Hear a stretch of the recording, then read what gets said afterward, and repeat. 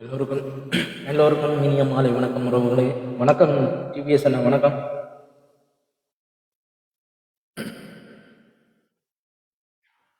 வணக்கம் வணக்கம். ஏன் நிமிடங்கள் கீழே இறக்குறீங்க? விளங்கல. ஏன் நீங்க நிமிடங்கள் கீழே இறக்குறீங்க? எங்க ரக்கம் ரக்கேலே எங்க? சரி, ஓகே, தேங்க்யூ. ஓகே. என்ன இன்றைக்கு செம்மணி புதகுழி வந்து இன்றைக்கு முழுமையாக 583 முழுமையாக அகழ்ந்தெடுக்கப்பட்டிருக்கிறது. இன்றைக்கு தான் கடைசி நாள். இந்த மூன்றாம் கட்ட அகழ்வு 56 நாட்கள் இன்றைக்கு கடைசி நாள். இன்றையோட இந்த செம்மணி இந்த இது வந்து அடுத்த நிதி ஒதுக்கீட்டுக்கு பிறகுதான் அது தொடரும் என்ற மாதிரி சொல்லியிருக்கணும். ஆனால் அது எவ்வளோ சாத்தியப்படும் என்று எனக்கு தெரியல.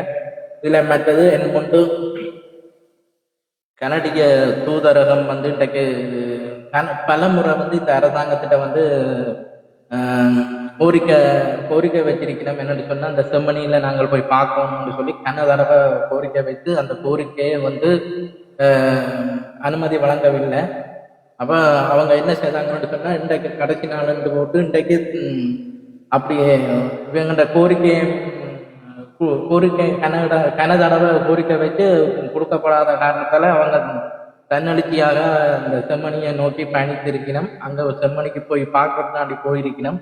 போன இடத்துல வந்து அங்கே உள்ளுக்குள்ள விடவில்லை. என்று சொன்னால், இது வந்து நீதிமன்ற இது இருக்கிறபடியால் நீங்கள் வந்து நீதிமன்றத்தில் இருக்க ஒரு பெர்மிஷன் எடுத்து கொண்டு வரணும், இல்லாட்டிக்கு ஏதாவது ஒரு அரசாங்கத்தினூடாக ஏதாவது ஒன்று செய்து வரணுன்ற மாதிரி சொல்லி திருப்பி அனுப்பியிருக்காங்க. அவங்க அரசாங்கத்திட்ட தான் அவங்க இது வைக்கலாம். என்னென்னு சொன்னால், நீதிமன்றத்துக்கு போயிடாது.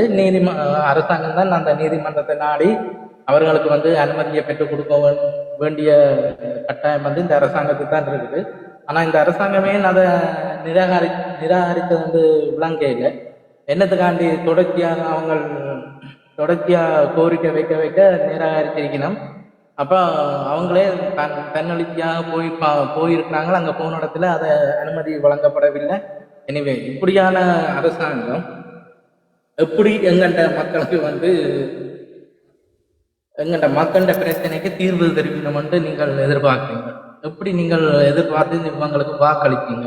இதில் மற்றது இன்னும் இந்த எங்கள்ட அரசியல்வாதியில பாருங்க, இன்றைக்கும் பாராளுமன்றத்தில் போய் எங்கண்ட இந்த செம்மணியை பற்றி இப்போ இந்தியோட கடைசி நாள், இதுக்கு அப்புறம் என்ன நடவடிக்கை எடுக்க போறீங்கன்னு சொல்லி ஒரு கேள்வி கூட ஒரு அரசியல்வாதிகளும் வைக்கல இந்த பாராளுமன்றத்தில். இன்றைக்கு நடந்த பாராளுமன்றத்தில் வீணா போன எங்கள்ட வைத்தியர் வந்து என்ன காய்ச்சிருக்கிறாங்கன்னு சொன்னால், கிழக்கு மாநிலத்தில இருந்து டெலோ பிரபான்னு சொல்லி அவருக்கு எதிராக கதைச்சதை அதை தூக்கி வச்சு காய்ச்சி கொண்டிருக்காரு. ஆனால் நீங்க யோசிச்சு பாருங்க மக்களை, புலம்பெயர்ந்த மக்கள் நீங்க கட்டாயம் யோசிங்க. நாங்கள் ஆதரவு கொடுத்தனாங்க, ஆனால் இப்படியான ஆட்களுக்கு நாங்களா இன்னும் ஆதரவு கொடுக்கலாமோன்னு நீங்கள் யோசிங்க. உங்களோட மனச்சாட்சியை தொட்டு யோசிச்சு பாருங்க.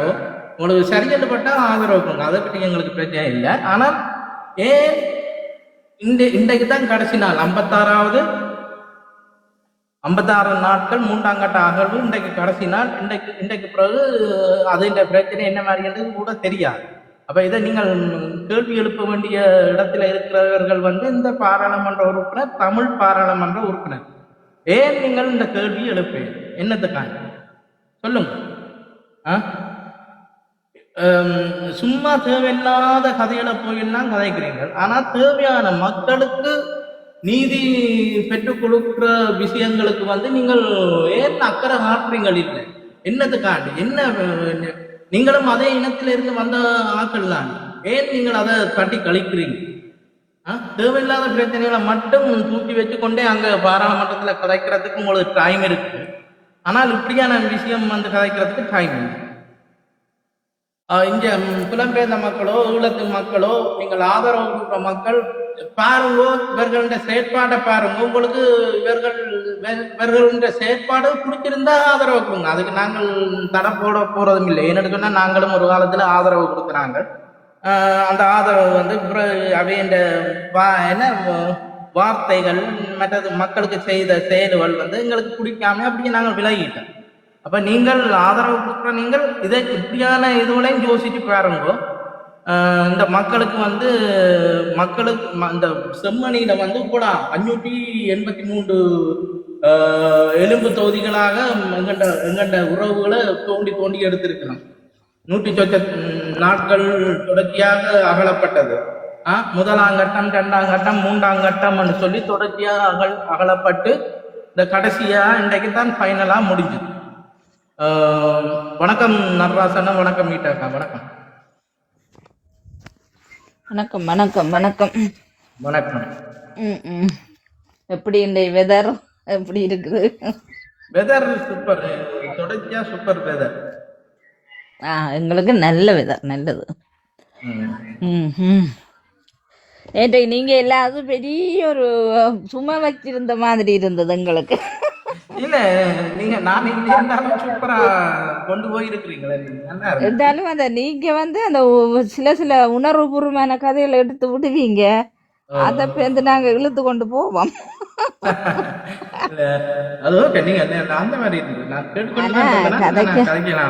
இல்ல இந்த லைஃப்களுக்கே உங்களை போல நடத்துறது அப்போ பெரிய ஒரு என்னன்னு சொல்றது, டிப்ளமா எடுத்து வந்தாக்கள் மாதிரி நீங்க உண்மையில கட்டிக்காரன்.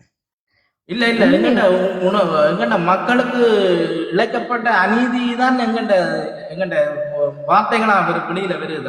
அது அவ்வளவுதான். இதுக்காண்டி நாங்கள் இதுவல் பண்ணி பாறது இல்லை. பட் எங்கண்ட மக்கண்ட வேதனைகள், அந்த இப்ப நடக்கிற விஷயங்களை பார்க்க எங்களுக்கு அது எங்கினா இப்படியான விஷயங்களை சொல்லலாம் எதிர்பார்த்து கொண்டிருந்த எங்களுக்கு வந்து இப்ப இப்படியான ஒரு களங்கள் கிடைச்சபடியா நாங்கள் அந்த எங்கண்ட மனதில் இருக்கிற அத்தனை இதெல்லாம் இதுல கொட்டி தீக்க கூடிய மாதிரி இருக்குது. அது என்ன கட்டித்தனம்டா தம்பி, அந்த எல்லாரையும் நீங்க கண்ட்ரோல் பண்ணி எல்லாருக்கும் அந்த கதைக்கும் இடையிலேயே வடிவா விளங்கப்படுத்தி ஆக்களை ஒரு ஒரு ஒரு இருக்கையில இருத்தி விட்டுருவீங்க. அந்த துள்ளி விழுந்து இந்த சில இடங்கள்ல கதைக்கிறது உண்மை, கதைக்கிற விஷயம் உண்மை. அந்த தலை எடுக்கல 4-5 தரம் என்ன எடுக்கல. நான் இல்ல நடராசன, நான் வெளியில போட்டேன் நேற்று என்ன எடுக்கல. ஓமாம் ஓமாம். மற்றது இப்போ பிபிசியில் வந்திருக்கேன்னு இந்த தம்பி சொல்கிறார். அது எந்த அளவுக்கு பார்த்தீங்களா சொல்லுங்க, எனக்கு அதை போடையிலமெண்டா போட்டு காட்டுங்க. நான் பார்க்கல, நான் அப்பாயின்மெண்ட்டுகள் போயிட்டு இப்போ தான் வந்தேன் நான். பிபிசியில் நினைக்கிறேன் சொல்ற தம்பி, நீங்க பார்த்திருந்தாலும் சொல்லுங்க. ஏனண்டா அது ஒரு பெரிய விஷயம், பிபிசியில வராது, வெள்ளக்காரர் நியூஸ்ல போடாங்க இல்லையோ.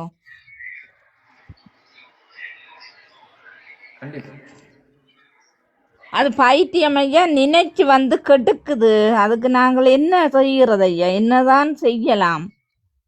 இந்த கடவுளுக்கு கூட அறிவில்லையே இப்படியான ஒரு நிலைமையில நிக்கிறதுகளை போட்டு வதைக்கிறானே என்று. இந்த கடவுளாவது அவனுக்கு ஒரு விதமான படிப்பையும் படிப்பிக்கிறான் இல்லையே.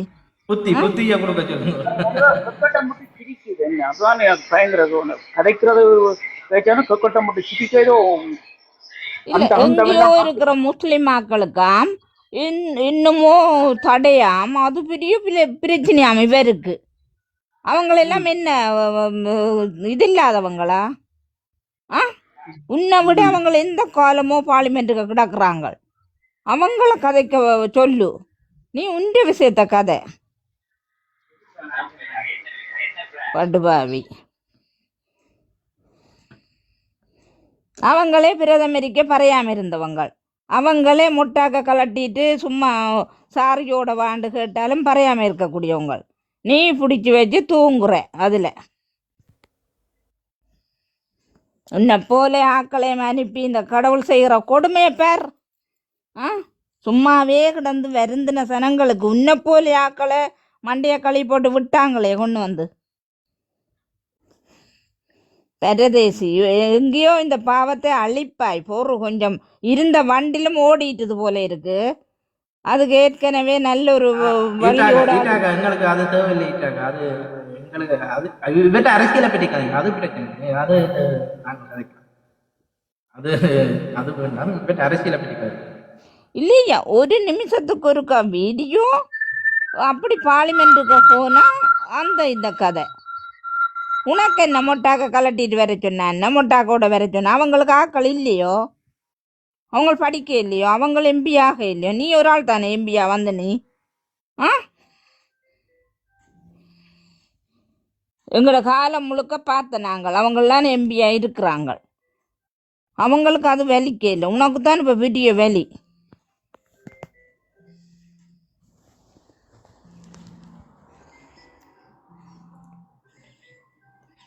அதுக்கு என்னையா செய்யற வணக்கம் வேலை எஸ்பி, வந்து வணக்கம் எல்லோருக்கும்.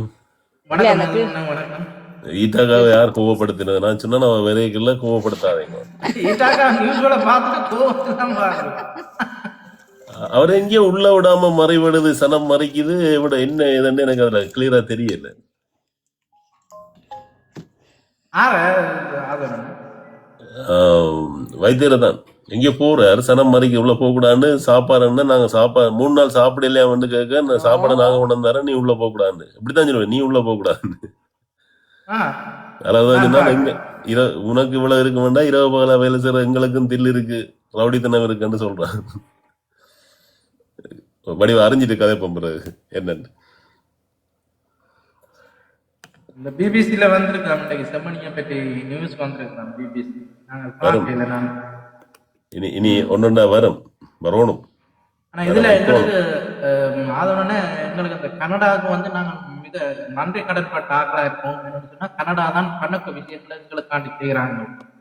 இந்த எங்களோட அந்த இது உள்ளிவாக்கணி இந்த இதுவெல்லாம் அமைக்கிறதுல இருந்து மற்றது இன்னைக்கு இல்லாம அவங்க தூதரகம் போயிருக்கு.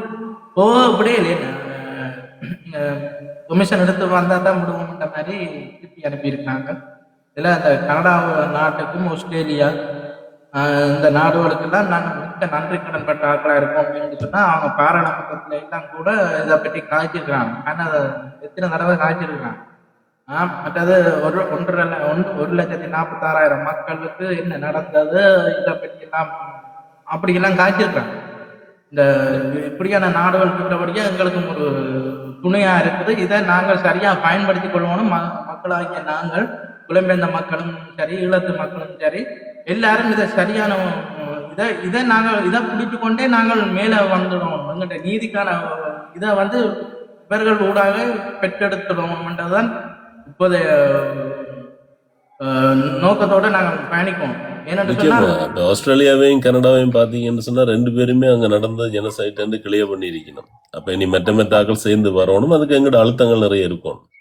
தொடர்ந்து அழுத்தம் கொடுத்து இருக்கணும். இது பலஸ்தீனத்தை அங்கீகரிச்சிட்டு ஆஸ்திரேலியா நாடா அங்கீகரிச்சது. அப்ப அவையெல்லாம் நாங்க ஒருக்கி பிடிச்ச மாட்டோம், எங்களையும் அங்கீகரிக்கலாம். அதுக்கான வேலை திட்டங்கள் நிறைய செய்ய இருக்கு. ஆனால் அங்கீகரிக்கப்படும். அந்த வேலை திட்டங்களை நாங்கள் சரியா செய்யணும்.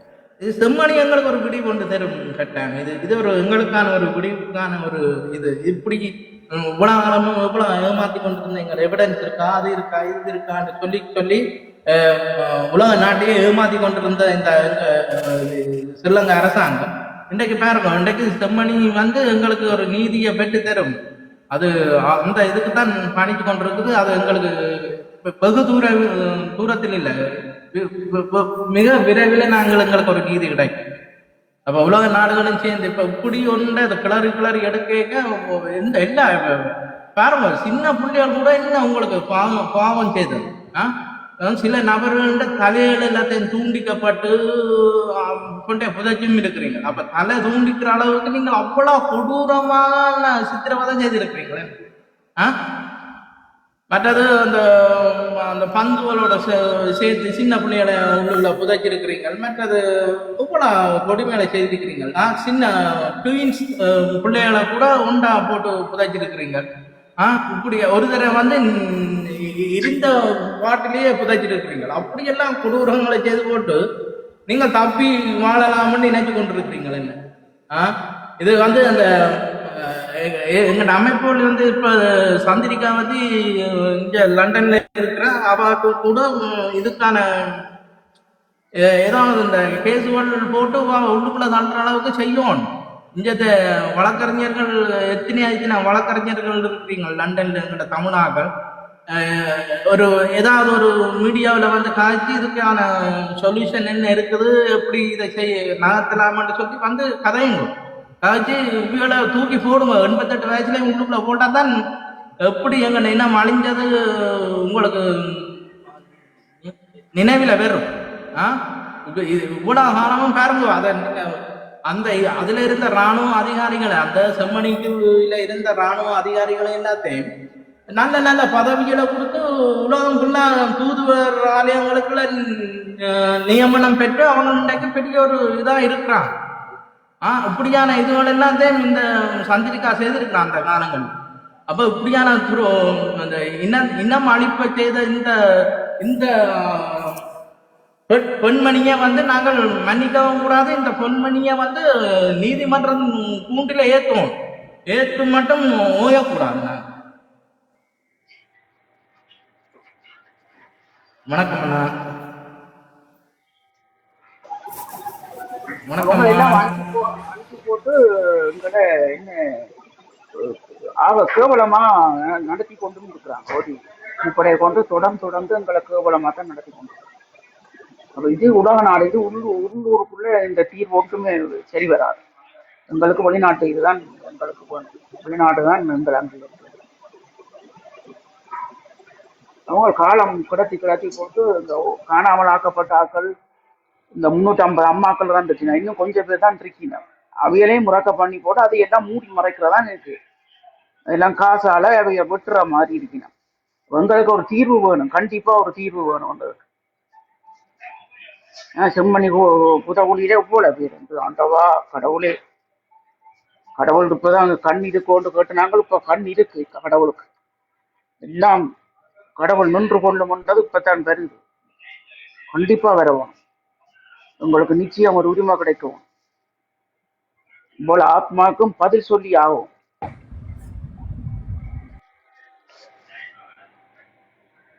எங்களை ஒரு கிள்ளி கீரியா நினைச்சிருக்கிறாங்க. உங்களை கொண்டு போட்டு விட்டா ஒரு தரம் கேட்க மாட்டேன், கொள்ள மாட்டேன். எங்க ஆக்கள் இடம்பெயர்ந்து வந்ததும் ஒரு நல்லது. உலக நாடு அத்தனை நாடுகள்லையும் இருக்கணும். இருக்கிறபடியா எல்லா நாடுகள்லையும் கேள்வி கேட்கலாம். முன்னுக்கு வந்து எங்கட மக்கள் முன்னுக்கு வந்து நின்று செய்யவும் நிச்சயம்.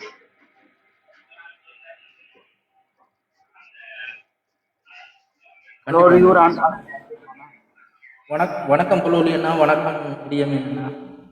வணக்கம் வணக்கம் எல்லாருக்கும். வணக்கம் அண்ணா. வணக்கம் எல்லோருக்கும்.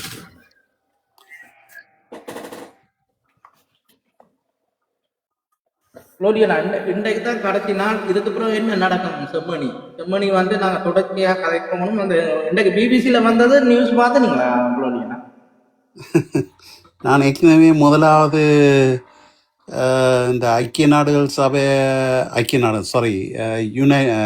ஐரோப்பிய யூனியன் ஆக்கள் போய்க்கல சொன்னா தானே அடுத்த விசிட் யார் போயினவன்றது உங்களுக்கு சொல்லி இருந்தேன் நான்.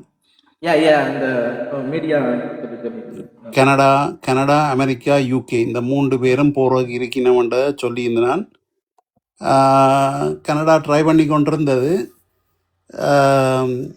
இல்லை என்னென்று சொல்லி சொன்னால் எனக்கு கொஞ்சம் நேரம் தந்தீங்கன்ட்டு நான் கதைக்கிறேன். நான் பல விஷயங்கள் கதைக்க இருக்குது. இன்றைக்கு நான் முழுக்கவே இந்த நிகழ்ச்சியை கதைக்கலாம்ட்டு நினைக்கிறேன். ஆனால் நான் விஷயத்தோடு நிற்கிறேன். செம்மணி தொடர்பாக வந்து நீங்கள் பார்த்தீங்கன்னா இப்போ சர்வதேச ஈடுபாடு இதுக்குள்ள வந்துட்டுது. இதை ஒன்றை நீங்கள் புரிஞ்சு கொள்ளணும். இதுக்கு பின்னால் பலர் மிகவும் காத்திரமாக வேலை செய்யணும். கனடாவில் இருந்து அமெரிக்காவில் இருந்து ஆஸ்திரேலியா வரைக்கும் எல்லா நாடுகளையும் பல இளைஞர்கள் யுவதிகள் ராஜதந்திர வேலைகளில் ஈடுபடுறவர்கள், லொபி வேலையில் ஈடுபடுறவர்கள், இப்படி பலர் வந்து இதுக்குள்ளே வேலை செய்து கொண்டிருக்கணும். செம்மணி வந்து எங்களுக்கு ஒரு இனப்படுகொலையினுடைய சாட்சியாக இப்போ வந்து நிற்குது. சரியா? அந்த வகையில் வந்து சர்வதேசத்தின் ஈடுபாடு இப்போ இதுக்குள்ளே ஆரம்பிச்சிருக்குது. ஐக்கிய நாடுகள் மனித உரிமைகள் உயர் ஆணையாளர் செம்மணியை நேரில் பார்வையிட்டு சுயாதீனமான வெளிப்படையான நம்பகமான விசாரணை அவசியம்ன்றதையும் வந்து வலியுறுத்தி கூறியிருக்கிறார். ஐக்கிய நாடுகள் சபையினுடைய இணையதளத்தில் கூட அது இருக்குது. 1999 கூட செம்மணி விசாரணையில் சர்வதேச அழுத்தம் இருந்தன்னு சொல்லி இந்த விக்கிலீக்ஸ் அறிக்கையில் வந்து அமெரிக்க தூதுவர் ஆலயத்தின் அறிக்கை வந்து பதிவு செய்திருக்கு. சரியா?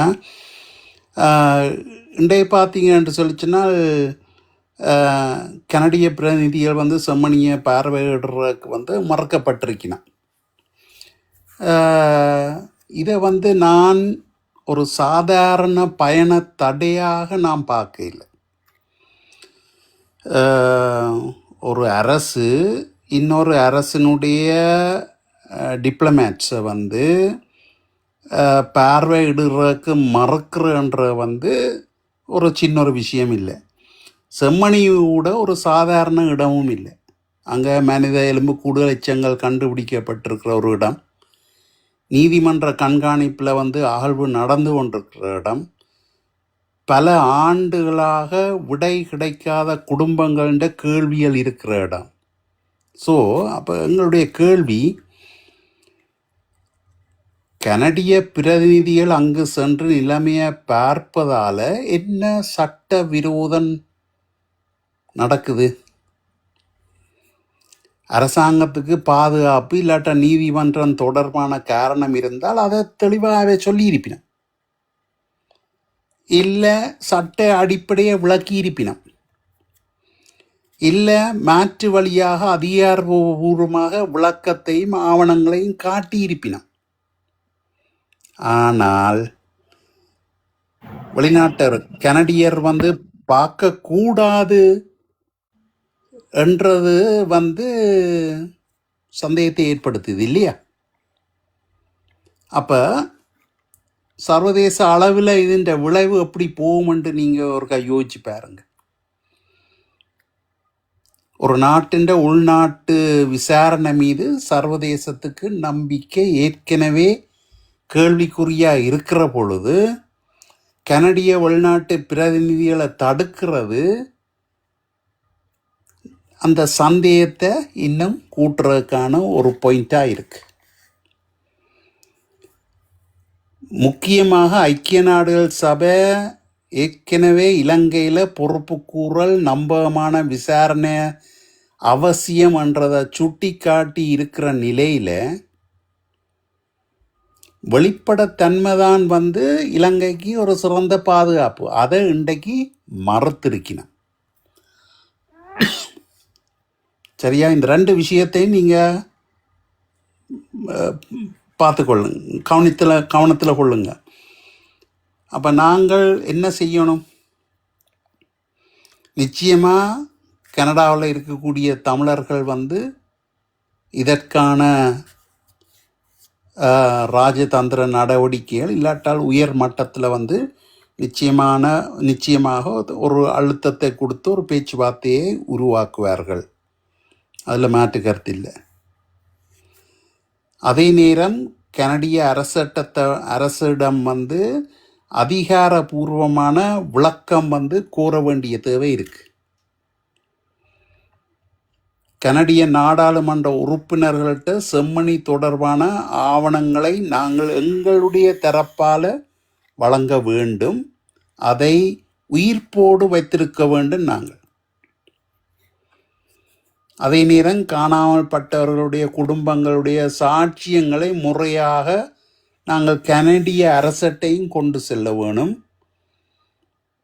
நீதிமன்ற பதிவுகள் இல்லாட்டா தடவியல் தகவல் சார்ந்த விடயங்களில் எங்களுடைய பக்கம் இருக்கக்கூடிய சந்தேகங்களையும் கனடிய அரசட்ட சொல்ல வேணும். நாங்கள் அவையிட்ட சொல்ல வேண்டிய முக்கியமான விடயம், நாங்கள் கடந்த காலங்களில் இந்த தளத்தில் வந்து நாங்கள் காய்ச்சிருக்கிறோம். வெளிப்படையான விசாரணைக்கு சர்வதேச கண்காணிப்பும் நம்பகமான தடவியல் நடைமுறையையும் இந்த கனடிய அரசு உறுதி செய்ய உதவுங்கள் என்றது நாங்கள் கட்டாயம் கேட்கணும். முடிவாக நான் சொல்லக்கூடியது, செம்மணியை பார்க்குறக்கு ஒரு வெளிநாட்டு பிரதிநிதி வருகிற விடயத்தை ஏன் தடுக்க வேண்டும் என்ற கேள்விக்கு தெளிவான சட்டபூர்வமான பதில் கனடிய அரசு இலங்கையிடம் கேட்க வேண்டிய ஒரு தேவை இருக்கு. ஒரு இடத்தை பார்க்கிறத தடுக்கிறதால அங்கே இதுவரையில் கண்டுபிடிக்கப்பட்ட 560க்கு மேற்பட்ட எலும்புக்கூடுகள் இந்த படுகொலை நடந்திருக்கிறது என்றத உண்மையை மறைத்து விட முடியாது. இனிமேல் பார்க்கறதுக்கான கதவை மூடலாம், ஆனால் சர்வதேசத்தினுடைய கேள்விகளை இனிமேவே மூடலாது. நாங்கள் கனடா அரசிட்ட இலங்கையை பழிவாங்கன்ட்டு நாங்கள் சொல்ல இல்லை. அவர்கள் பொறுப்புக்கூறலை அவர்கள் கையில் எடுக்கணும். இலங்கை அரசாங்கம், நாங்கள் எந்த ஒரு நாட்டுட்டையும் நாங்கள் அரசியல் பரிசு கேட்க இல்லை. செம்மணியில் நடந்ததை சட்டத்தின் அடிப்படையில் கொண்டு வாங்கோ. அதை வெளிக்கொண்டுறதுக்கு சர்வதேச ஆதரவை நாங்கள் கேட்குறோம்.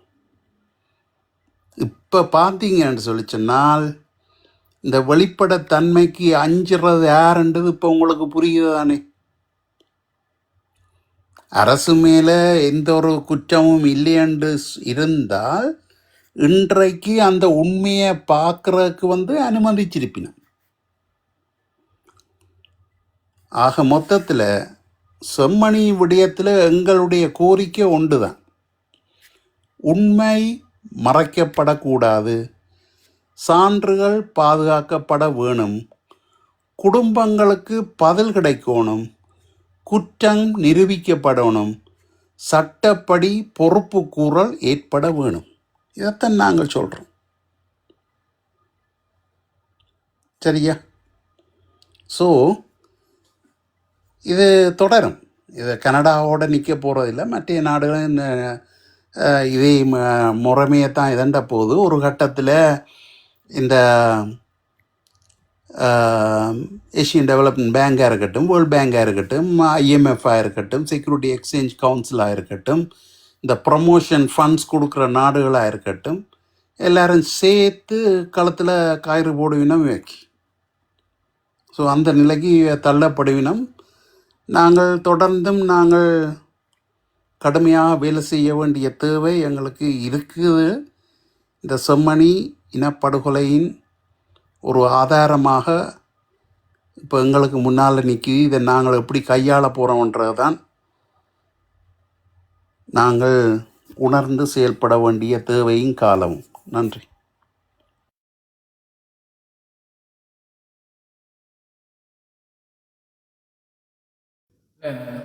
ஏன்னா நான் இதில் யாரும் எழுதிங்கன்னா இந்தியாவை தவிர எந்த இதுவும் நாங்கள் செய்ய முடியாதுன்னு சொல்லி, இந்தியாவை தவிர எதுவும் செய்ய முடியாது. இது ஒரு இனத்தை அழித்த விஷயத்துக்கும் இந்தியாவுக்கும் இதில் சம்பந்தம் இருக்குது. 87ஆம் ஆண்டு எங்களை மக்களை கொண்டதுல பயங்கர 3000 சொச்ச பேர், அதையும் நாங்கள் வெளியில கொண்டு வருவோம்.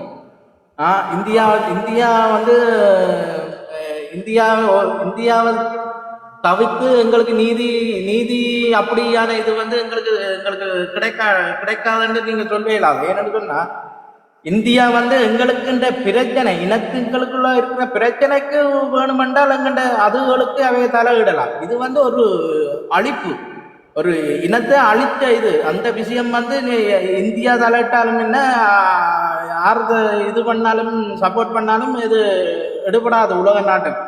என்னன்னு சொன்னா இப்ப இன்றைக்கு யோசிச்சு பாருங்க, இன்றைக்கு கனடா போய் நேரடியாக போயிருக்கிறாங்க. எத்தனை நேரம் கோரிக்கை வச்சும் கோரிக்கை அனுமதி வழங்கல. புலரியண்ணா பல தடவை கோரிக்கை வச்சு கடைசியா 7ஆம் கட்டத்தில் இன்றைக்கு அவங்க தன்னெழுச்சியாக போயிருக்கிறாங்களா அந்த இடத்துக்கு செம்மணி. ஆனா எழுதுக்கான நீங்க எழுதுறீங்க இப்படி இந்தியாவை தவிர்த்து நாங்கள் எதுவும் செய்ய முடியாதுன்னு சொல்லி, அப்படியெல்லாம் அது இவருக்கு ஒரு விளக்கமும் கொடுத்து விடுங்க புலரியண்ணா. ஓம்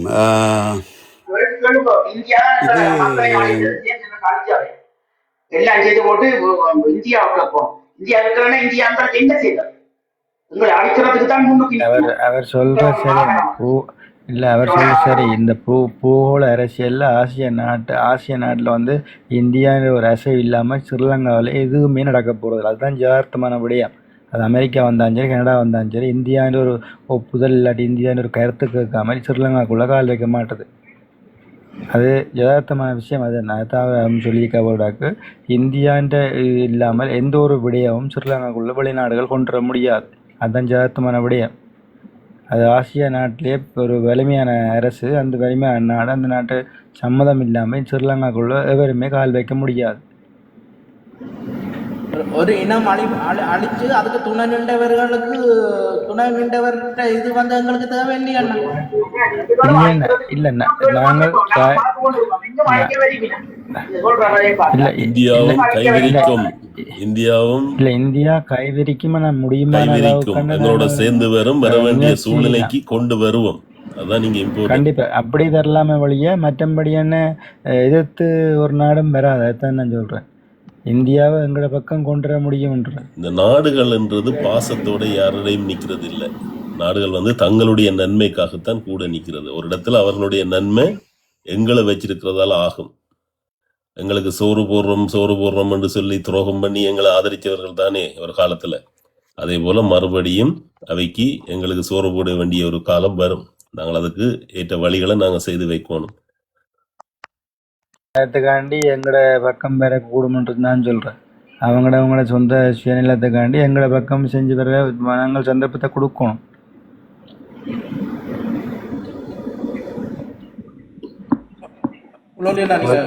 கதைங்க. இல்லை என்னென்று சொல்லி சொன்னால் பலரும் சொல்லக்கூடிய கருத்தும் குற்றச்சாட்டு இந்தியா தான் முக்கிய பிரச்சனை, இல்லை இந்தியா தான் எல்லாத்துக்கும் காரணம் என்று ஒரு பொதுப்படுத்துறதான ஒரு ஒரு பதிலாக இல்லாட்ட ஒரு விமர்சனமாக வந்து இருக்குது.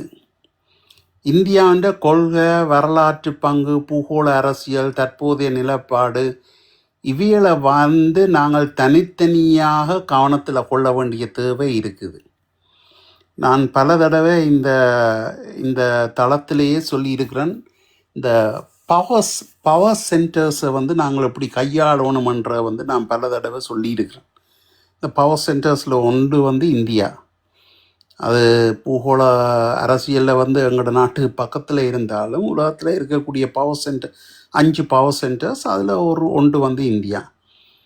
அப்போ நாங்கள் இந்திய மக்களையும் இந்திய அரசையும் வந்து நாங்கள் ஒன்றாக பார்க்கக்கூடாது. உங்களுக்கு அது புரியுமென்று நான் நினைக்கிறேன். நான் இந்திய மக்கள் என்ற பொழுது முக்கியமாக நான் தமிழகத்தை அதுக்காகத்தான் நான் நெடுக சொல்கிறது, களம் தளம் புலம் ஒன்று சேரணும் என்று நான் சொல்கிறதுக்கான காரணம். இன்றைக்கு கூட ஒரு சில சம்பவங்கள் நடந்தது. இப்போ இந்த டாக்டர் வந்தாரண்டா நான் அதுக்கு ஒரு கதைக்கலாம்ன்ட்டு இருக்கிறேன். அவர் வர்ற தெரியாது, டைம் இருக்கோ தெரியாது. இந்த களம் தளம் புலம் இந்த மூன்றும் பலம் பெறணும் எங்களுடைய பக்கம், தமிழர்களுடைய பக்கம். சரியா? அப்போ நாங்கள் தமிழகம் என்று சொல்லாமல் நான் இந்திய மக்கள் என்று சொல்கிறேன். இந்திய மக்களையும் இந்திய அரசையும் வந்து நாங்கள் ஒன்றாக பார்க்கக்கூடாது. எங்களோட கேள்வி இந்திய மக்கள்கிட்ட அல்ல, இந்திய அரசின் இலங்கை தொடர்பான கொள்கை எடுத்துட்டு தான் எங்கள்கிட்ட கேள்வி. சரியா? அதாவது அரசியல் கொள்கை வகுப்பாளர்கள்ட்ட தான் எங்களோட கேள்வி வந்து இருக்குது. இலங்கை இந்திய பிரச்சனையில் வந்து பல தசாப்தங்களாக ஒரு முக்கியமான அரசியல் பாதுகாப்பு பங்கு அங்கே இருக்குது. அது இந்திரா காந்தி காலத்தில் இருந்து இன்ற வரைக்கும் இருக்குது. அன்றைய நேரத்தில் வந்து நீங்கள் பார்த்தீங்கன்னு சொல்லி சொன்னால் ஜி பார்த்தசாரதி இந்திரா காந்தியினுடைய அம்மையாருடைய ஒரு முக்கிய பொறுப்பாளராக இருந்தது இலங்கை விடயத்தில். ஜி பார்த்தசாரதியோட இருந்தவர் தான் ஐயா நெடுமாறன். இவர்களோட ஜி பார்த்தசாரதியினுடைய ஒரு சிஷ்யன்தான் இன்றைய இந்திய வெளிநாட்டு அமைச்சராக இருக்கின்ற ஜெய்சங்கர். சரியா? அப்போ இந்த இந்தியாவை நீங்கள் பார்த்தீங்கன்னா 83 காலப்பகுதி உங்களுக்கு என்ன நடந்ததுன்னு தெரியும். 87 இலங்கை இந்திய ஒப்பம் நடந்தது தெரியும். இப்போ இந்திய அமைதிப்படை வந்த காலம் என்ன நடந்ததுன்னு தெரியும். இலங்கை அரசோட எப்படியான ராஜதந்திர உறவு வச்சிருக்கணும்ன்றது தெரியும். அதுக்கு பிறகு முள்ளிவாய்க்கால் வரைக்கும் அவை என்னத்தை செய்து முடிச்சினோம்னு தெரியும். இன்றைக்கு என்ன செய்து கொண்டு இருக்கணும்ன்றது உங்களுக்கு தெரியும். அப்போ நாங்கள் கேட்க வேண்டியது, நீங்கள் இவ்வளவு காலமாக இலங்கை விவகாரத்தில் ஈடுபட்டிருந்தீர்கள், இன்றைக்கு தமிழர்களுடைய நீதி அரசியல் உரிமைகள் தொடர்பாக உங்களுடைய பொறுப்பு என்ன? இது நாங்கள் இந்தியாட்ட கேட்க வேண்டிய கேள்வி. எங்களுடைய அரசியல் தலைமையில் இது கேட்கணுமோ? 13 போய் தொங்கிக் கொண்டு நின்று அவன் அகெண்டாவில் வேலை செய்கிற ஆக்களாக தான் இருக்கணும். சரியா?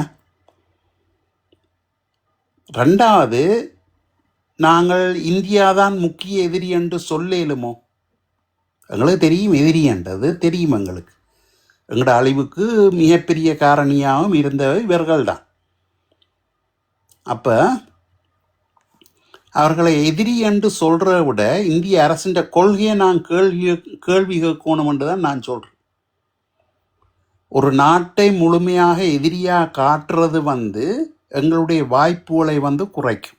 இதுதான் இங்கே தான் எங்களுடைய ராஜதந்திரம் தேவை,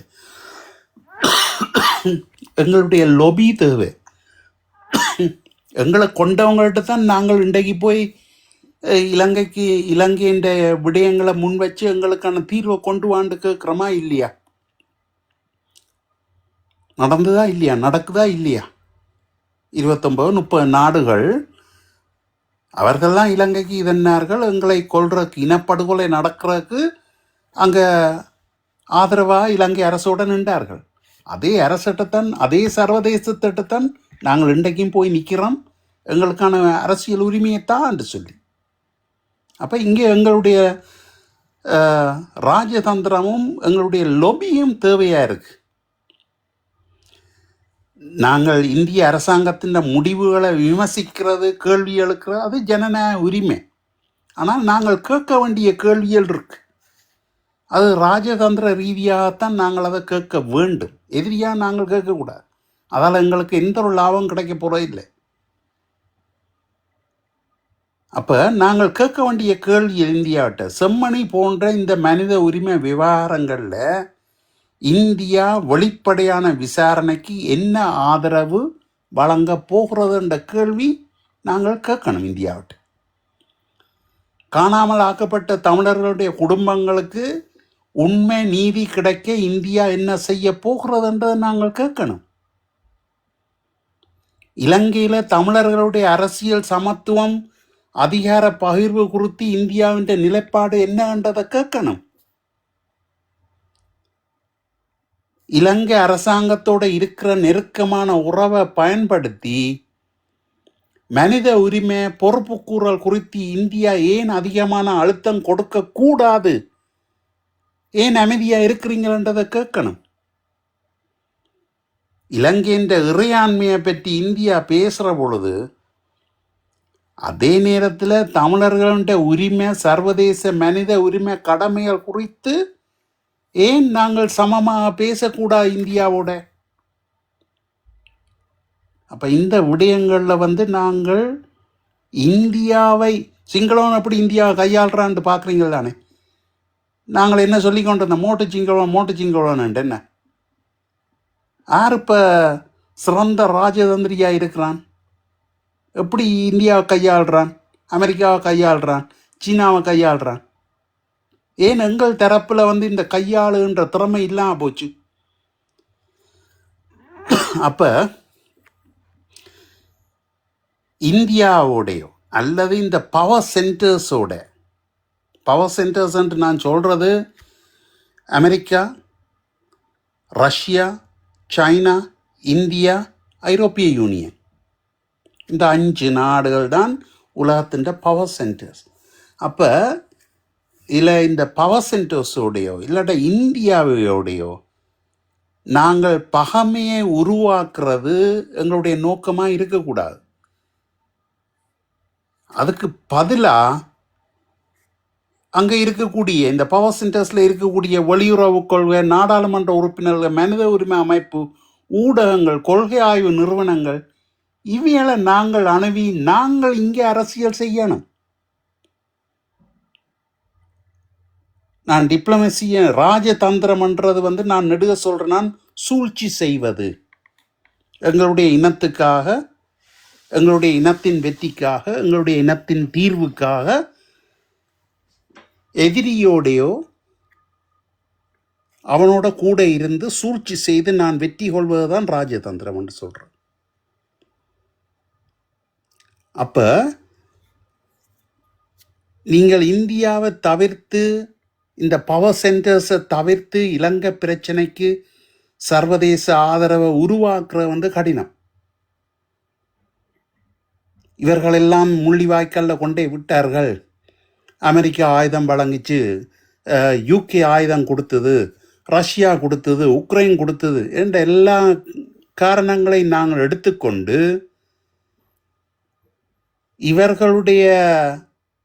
இவர்களை தவிர்த்து எங்களுடைய பிரச்சனைக்கு சர்வதேச ஆதரவை நாங்கள் உருவாக்க முடியாது. அப்போ இவைகளை தள்ளி விடுறதுக்கு பதிலாக இவர்களையும் பொறுப்பு கூறல் முயற்சியில் தங்களுடைய பங்கை ஆற்றுறதுக்கு நாங்கள் அவர்களை எங்களுடைய ராஜதந்திர பொறிக்குள்ள அவர்களை விழுத்தணும். நான் சொல்கிறேன், உங்களுக்கு விளங்குமான்னு நினைக்கிறேன். அப்போ இந்த நிலைமைப்பாடு தான் அதிக அரசியல் பலம் கொண்டது. நாங்கள் இந்த நாட்டு மக்களை இல்லாட்ட இந்த நாடுகளை நாங்கள் எதிரியாக நாங்கள் பார்க்க இல்லை. ஆனால் இந்த நாட்டினுடைய இந்த அரசினுடைய கொள்கையை கேள்வி கேட்க நாங்கள் தயங்க போகிறது இல்லை. இதை நீங்கள் புரிஞ்சு கொள்ளணும். இலங்கை தமிழர்களுடைய வரலாற்றில் இந்தியா ஒரு பார்வையாளராக மட்டும் இதுவரையில் இருந்ததில்லை. பல முக்கிய காலகட்டத்தில் இந்தியா நேரடியாகவும் மறைமுகமாகவும் ஈடுபட்டிருக்கு. சரியா? அப்படி என்றால் இன்றைக்கு எங்களுக்குள்ளே இருக்கக்கூடிய கேள்வி ஒன்று தான், தமிழர்களுடைய உரிமைக்காக செம்மணி போன்ற விவகாரங்களில் பொறுப்பு கூறலுக்காக இந்தியா தனது செல்வாக்கை எப்போது பயன்படுத்த போகிறது? இது எங்களோட கேள்வி. எங்களோட தமிழ் தரப்பு அரசியல்வாதிகள் கேட்கணும். இதே நாங்கள் இந்தியாவோட போர் செய்ய வர இல்லை, தலைவரே சொல்லி இருக்கிறார்.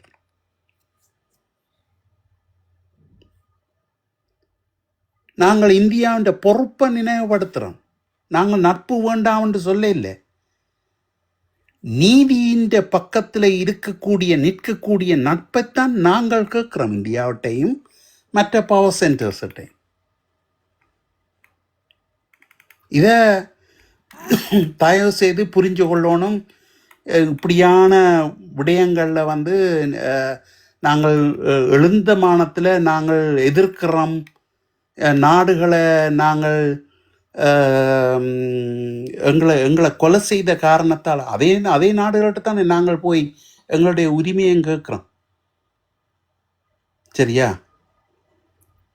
மற்றது இலங்கைக்கு வெளியே வாழுகின்ற தமிழர்களால் எதுவும் செய்ய முடியாது. இது ஒரு சரியான பார்வை இல்லை. வெளிநாட்டில் இருக்கிறதால வெளிநாட்டிலேருந்து செயல்படுறேன்னு சொல்லிச்சுன்னா வெறும் போராட்டம் நடத்துவது மட்டும் இல்லை. அங்கே இருக்கக்கூடிய சட்டம், நாடாளுமன்ற, அரசியல், தூதரகம், பொதுமக்களுடைய ஆதரவு, ஊடகம், ஆவணப்படுத்தல், கொள்கை உருவாக்கம், இது எல்லாத்தையும் நாங்கள் ஒருங்கிணைக்க வேணும். அதுக்கான வேலைகளை பல நாடுகளில் எங்களுடைய இளைஞர் யுவதிகள் எல்லாம் செய்து அமைப்புகள் எல்லாம் செய்து கொண்டிருக்கினோம். ஐக்கிய நாடுகள் மனித உரிமைகள் அலுவலகமே இலங்கையில் நீண்ட கால பொறுப்பு கூறல்ல குறைபாடு தொடர்கிறதாக குறிப்பிட்டு கடந்த அறிக்கை வெளியிட்டுதா இல்லையா?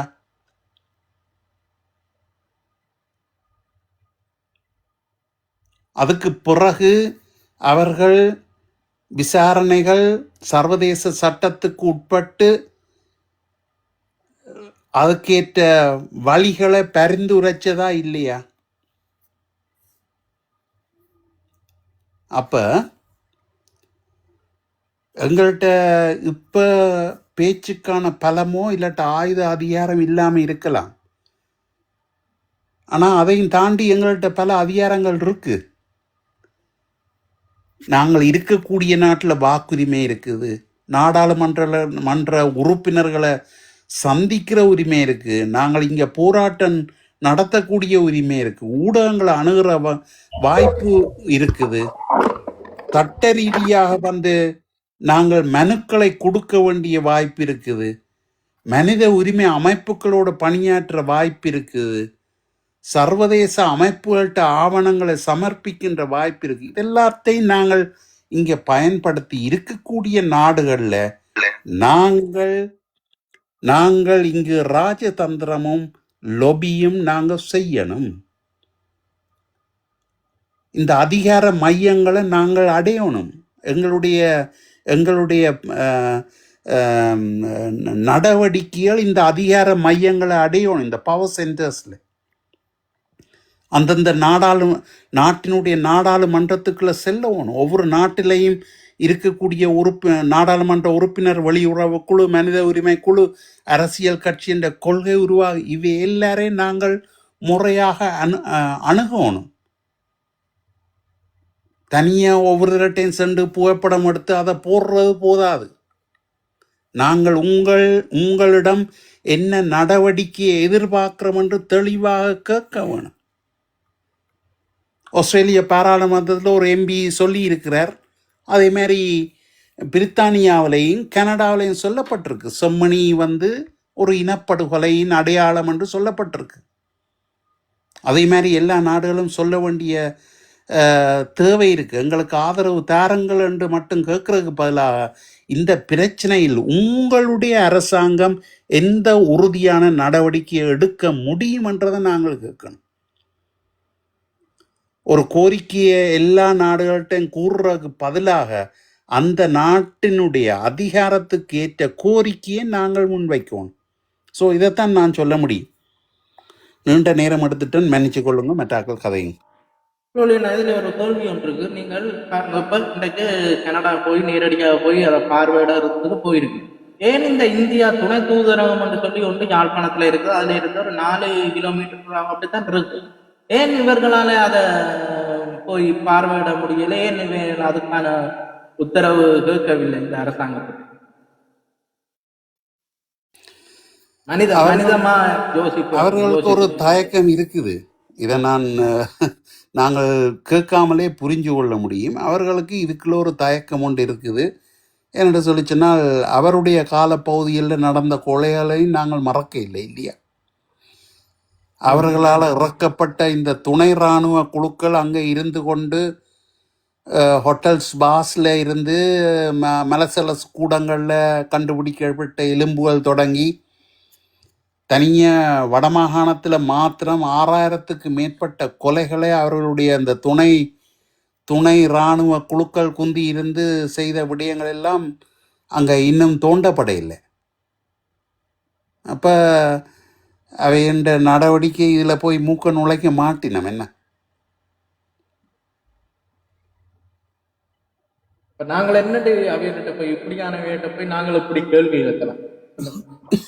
எங்களோட அரசியல்வாதிகள் என்னத்துக்கு இருக்குல்ல? எங்கள்கிட்ட பலமான இந்த சிவில் சமூக கட்டமைப்பு இல்லாத காரணத்தால் நான் இந்த அரசியல்வாதி என்று நான் உச்சரிக்க வேண்டியதாக இருக்குது. இவர்கள் போய் தூதுவர்களுடையும்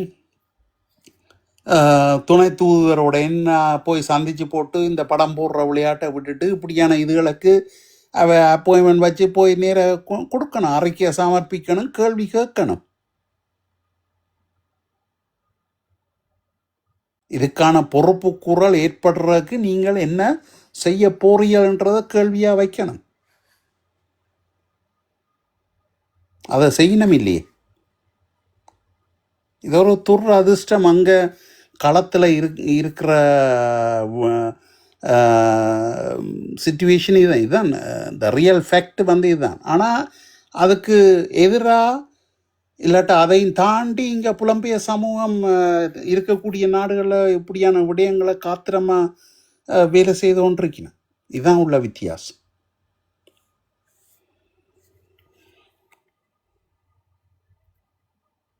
ஆதவன் ஏற்றா கதைங்கோ. எனக்கு கேள்வி இருக்குது. நான் பேர் இன்னொரு சமயத்தில் வாரன் திரும்ப என்றால் அதுலேயும் கொஞ்சம் சிலர் வந்து என்னன்னு சொல்லிச்சுன்னா இன்றைய சமூக தளங்களில் இல்லாட்டால் சமூகத்தில் நடக்கக்கூடிய சில விஷயங்களை உன்னிப்பாக கவனித்து அதுக்கேற்றபடி நாங்கள் நடந்து கொள்ள வேண்டிய தேவை இருக்குது. பிழையான தவறானவர்களை நாங்கள் தெரிவு செய்யக்கூடாது என்றதில் வந்து அது எதுவாக இருக்கட்டும், என்ன விடயமாக இருக்கட்டும், நாங்கள் ஏற்கனவே ஒரு ஊசி கொண்ட கையில் எடுத்து அது உள்ளடமெல்லாம் எல்லாருக்கும் தையல் போட்டு கொண்டு தெரியுது. சரியோ இல்ல சிறங்குக்கு மருந்து போட்டு கேட்டோன்னா மயூரன் ஓடி வரப்போகுது. மயூரன் இருந்தாலும் ஓடி வருவேன். ஒரு உண்மையை எல்லாரும் புரிஞ்சு கொள்ளுங்கோ தயவு செய்து. இங்க வந்து இந்த சமூகத்துல எவனும் ஏதாவது ஒரு லாபம் இல்லாமல் உங்களுக்கு எதுவும் செய்து விட போறது இல்லை. ஓமா இல்லையா? தம்பி நான் கொஞ்சம் கேட்கலாமா? நான் காய்ச்சி கொண்டிருக்கேன், நீங்க கொஞ்சம் கேட்டு கொண்டிருங்க. அதை விட அவங்க ஒரு உண்மைன்னு சொல்றேன், இதை காய்ச்சி முடியுங்க.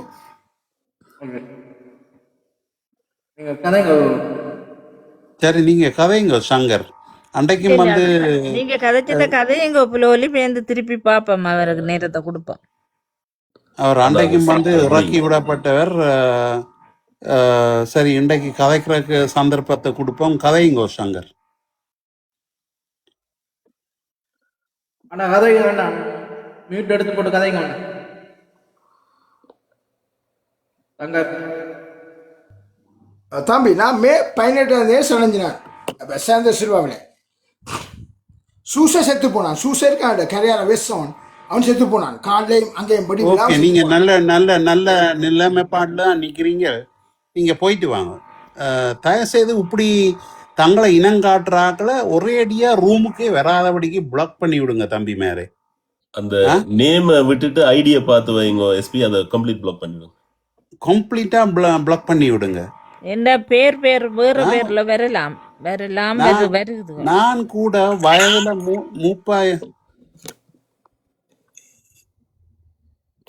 மூப்பா இருந்தாலும் எனக்கு இளமையா இருக்கக்கூடிய போராளிகளையே நாங்கள் எவ்வளவு மதிக்கிறோம். நாங்க போராளிகளையே நீ நான் என்று கூட கதைக்கிறது இல்லை. இப்ப இந்த அண்மையில நடக்கக்கூடியன்னா தமிழர்களுக்கு ஒரு தீர்வு வரக்கூடிய ஒரு விஷயங்கள் தெரியக்குள்ள பல பேருக்கு கோபம் வருது, சுடுவது, அப்படியே நெஞ்செல்லாம் எரியுது. அப்ப அந்த எரிவை வந்து காட்டினும் அது தங்களுடைய இனம், தங்களுடைய மொழி, தங்களுடைய மக்கள் அழிந்ததெல்லாம் தங்களுடைய மக்கள் என்ற உணர்வு எல்லாம் இல்லை. அவர் அப்ப எப்படி அவைய எதிரி ஆயிடுச்சுன்னு எனக்கு என்ன தெரியல. ஆனா அதெல்லாம் கொதிக்குதுன்றது மட்டும் உண்மை. அப்ப நான் சொல்ல விஷயத்துக்கு வாரன். ஒரு உண்மையை வந்து நீங்க எல்லாரும் புரிஞ்சு கொள்ளணும்.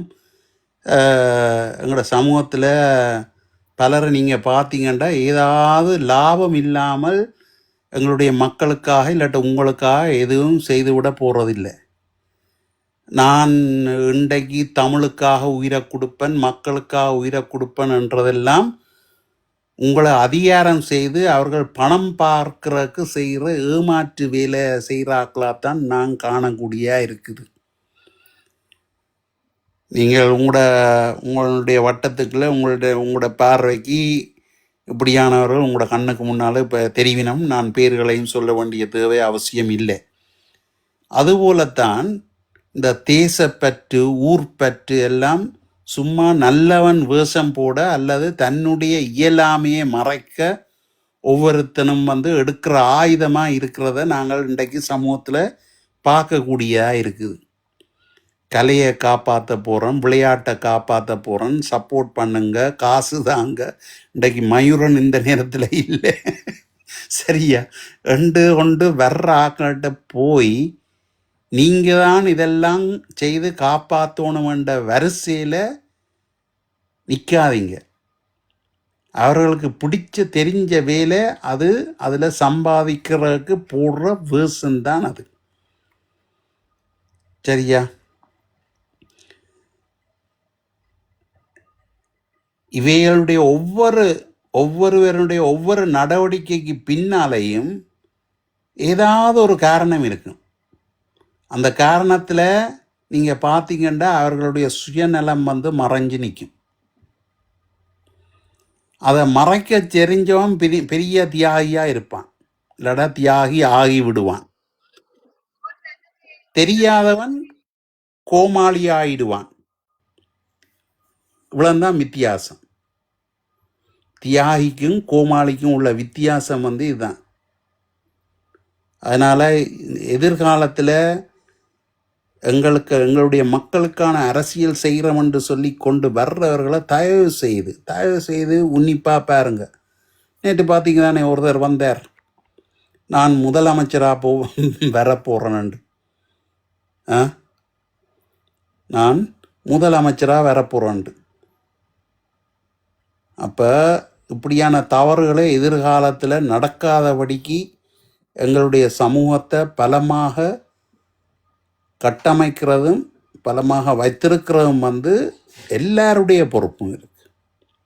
நாங்கள் தனியாக அரசியல்வாதிகளை சாட்டி போட்டோ அல்லது குறிப்பிட்ட சமூக தலைவர்களை சாட்டி போட்டோ இல்லாட்ட குறிப்பிட்ட அமைப்புகளை சாட்டி போட்டு நாங்கள் கடந்து போக முடியாது, சரியா? அப்போ இந்த விடயங்களில் நீங்கள் கொஞ்சம் அவதானமாக இருந்து கொள்ளுங்க. இன்றைக்கும் பல தளங்களில் இது சம்பந்தமாக பல கருத்துக்கள் உரையாடலை நான் கேட்கக்கூடிய இருந்தது. திரும்பவும் சொல்கிறேன், ஒருதன் இன்னொருதனுக்காக ஏதாவது செய்கிறான்னு சொல்லி சொன்னால் ஏதாவது ஒரு காரணம் இருக்குது. அது பணமாக இருக்கலாம், புகழாக இருக்கலாம், அதிகாரமாக இருக்கலாம், மனநிறைவாக இருக்கலாம், அல்லது நான் ஒரு நல்ல மனிதன் என்று தன்னைத்தானே உணர்ந்து கொள்ளுவதாக கூட இருக்கலாம். ஏதாவது ஒரு காரணம் இருக்கும். அதுக்காக இவர்களெல்லாம் புனிதரண்டு கொண்டு மக்களை ஆள்றதுக்காக நான் சிஎம்மாக வரப்போகிறேன், முதல்வராக வரப்போகிறேன், இவங்களெல்லாம் மக்களுக்காக வாழ வர்ற நல்ல மனிதன், மக்களுக்காக செய்கிறான், அதில் இவனுக்கு என்ன கிடைக்கிறதுன்ற கேள்வியை நீங்கள் வையுங்க. அவைக்கு அதிகாரம் கிடைக்கலாம், பதவி கிடைக்கலாம், பணம் கிடைக்கலாம், புகழ் கிடைக்கலாம், மக்கள் தன்னை ஒரு தலைவனாக பார்க்குற அந்த உணர்வு கிடைக்கலாம். இதெல்லாம் கிடைக்கக்கூடாதுன்னு நான் சொல்லல, கிடைக்கலாம், சரியா? நான் உங்களுக்காக மட்டும்தான் இதை செய்கிறேன்ட்டு காட்டுறத நான் கேள்வி கேட்குறேன். அதே மாதிரி தான் சேரிட்டி, ஏழைகளுக்காக செய்கிறேன், சமூகத்துக்காக செய்கிறேன், என்னால் முடிந்த உதவியை மக்களுக்கு செய்கிறேன், செய்யட்டும். உதவி செய்கிற நல்ல விஷயம், சரியா? யாராவது ஒருதன் உதவி பண்ணிட்டு அதுக்கு பிறகு அங்கே அந்த உதவி பண்ணின இடத்துல அந்த செய்கிற கூத்துக்கள் எல்லாத்தையும் இங்கே தளத்தில் நான் கேட்குற பொழுது அசிங்கமாக இருக்குது. வாய் விட்டு சொல்கிறதுக்கு வாய் கூசுது. நீங்கள் ஒரு துணை இல்லாத ஒரு குடும்பத்துக்கு நீங்கள் பணத்தை அனுப்பி உதவி 50 யூரோவோ 100 யூரோவோ நீங்கள் கொடுத்துட்டு நீங்கள் நாதன், நீங்களும் உறங்க போறீங்களா? ஓகே, முதல்வர் ஆகுங்க. கொடுத்துட்டு அதுக்கு பிறகு நீங்க செய்யற கூத்துகள் இருக்குல்ல, அது அசிங்கமா இருக்கு.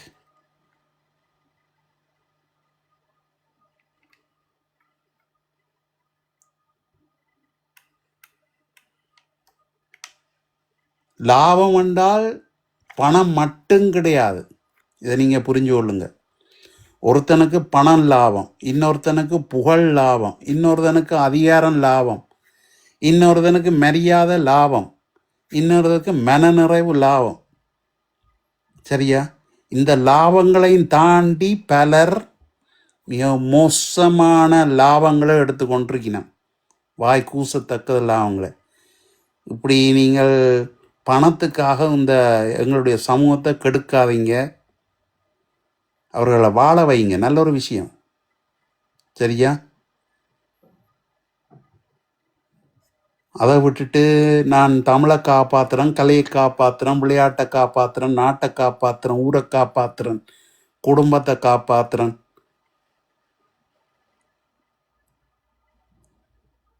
பல தளங்களில் இன்றைக்கு இது ஒரு இதாக போனபடியாக நான் இதை கலைக்க வேண்டிய போயிட்டுது, மன்னிச்சு கொள்ளுங்க. ஆனால் இப்படியானவர்கள் நாங்கள் உதவி செய்கிறோம்ன்ற போர்வையில் வந்து அதுக்கு பிறகு தங்களுடைய சுயநலத்தையும் சுய இன்பத்தையும் பெற்றுக்கொள்கிறவர்களா இருக்கிறவர்கள் வந்து அது அது உதவி இல்லை. சரியா? அது உதவி இல்லை. இதை நீங்கள் புரிஞ்சு நடந்து கொள்ளுங்க. நாளைக்கு இப்படியான ஒரு நிலை உங்களுக்கு வந்தால் என்ன நடக்கும்ன்ற நீங்கள் யோசிச்சு பாருங்க உங்களோட குடும்பத்தில்.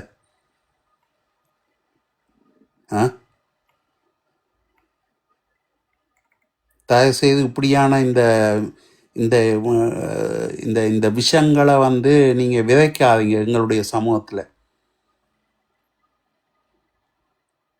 தமிழர்கள் என்றாலோ இல்லாட்டது ஈழத்தமிழர்கள் என்றாலோ போராடிய இனம், புகழப்பட்ட இனம். தமிழர்களுக்கு உலகம் முழுவதும் அவ்வளோத்துக்கு மரியாதை இருக்கு. கடுமையான உழைப்பாளிகள், உண்மையானவர்கள், நேர்மையானவர்கள் என்ற பெயர் கூட இருக்குது. அப்படி இருக்கிற பொழுது இப்படியான ஒரு அற்ப சொற்ப லாபங்களுக்காக நீங்கள் இந்த தொலைபேசிகளில் செய்கிற கூத்துகள், இங்கே இருந்து கொண்டு பணத்தை அனுப்பி போட்டு நீங்கள் செய்கின்ற இந்த இந்த பாலியல் வியாபாரங்கள் எல்லாத்தையும் தயவு செய்து தம்பி மாதிரி நிறுத்தி கொள்ளுங்க. இன்னொரு தளத்தில் அதே நீங்கள் தான் போய் கதைக்கிறீர்கள், நாங்கள் போராடினாங்கள், அந்த இடத்துல நின்றோம், இந்த இடத்துல நின்றோம், அந்த போராட்டத்தில் கலந்து கொண்டோம், இந்த போராட்டத்தில் கலந்து கொண்டோம். நான் முதல் உங்களுக்கு சொன்னேன், நாங்கள் போராளிகளுக்கு கொடுக்கின்ற மரியாதை தனித்துவமானது. ஏன்? என் அண்ணனால் செதுக்கப்பட்டவர்கள் நீங்கள். அதால தான் இங்கே இருக்கக்கூடிய மக்கள் இவ்வளவு தூரத்துக்கு உங்களை கௌரவிக்கணும், உங்களோட சொல்ல கேட்கினம், உங்களுக்கு அதுக்கான அந்த உயர்வை தருகினம், எல்லாம் இதண்டினம். ஏன்? என்ன அண்ணனுக்கா? அதை நீங்கள் இங்கே இப்படியான இதில் இப்படியான வேலைகளில் நீங்கள் கொச்சப்படுத்துகிற பொழுது நாங்கள் எங்கே போய் யார்கிட்ட நாங்கள் சொல்லி அழ முடியும் சொல்லுங்க?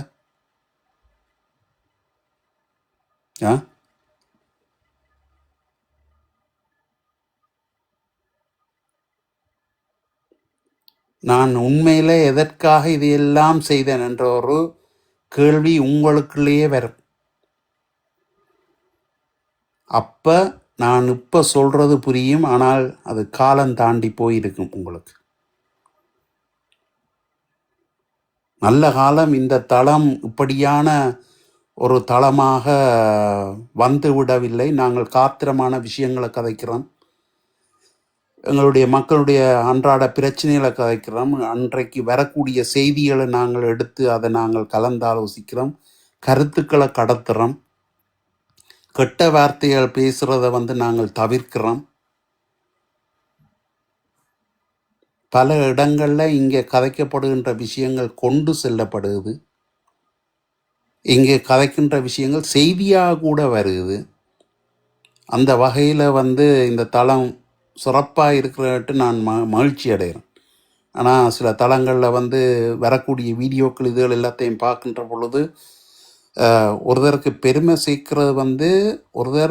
சேர்க்கிறது அவருடைய அம்மா அப்பாவுக்கு தான் சேரும். சரியா? அதே மாதிரி ஈழத்தமிழர்களாகிய நாங்கள் பெருமை சேர்க்கிறது எங்களுடைய தலைவனுக்கு தான் போய் சேரும். இதை நீங்கள் மறந்துடாங்க.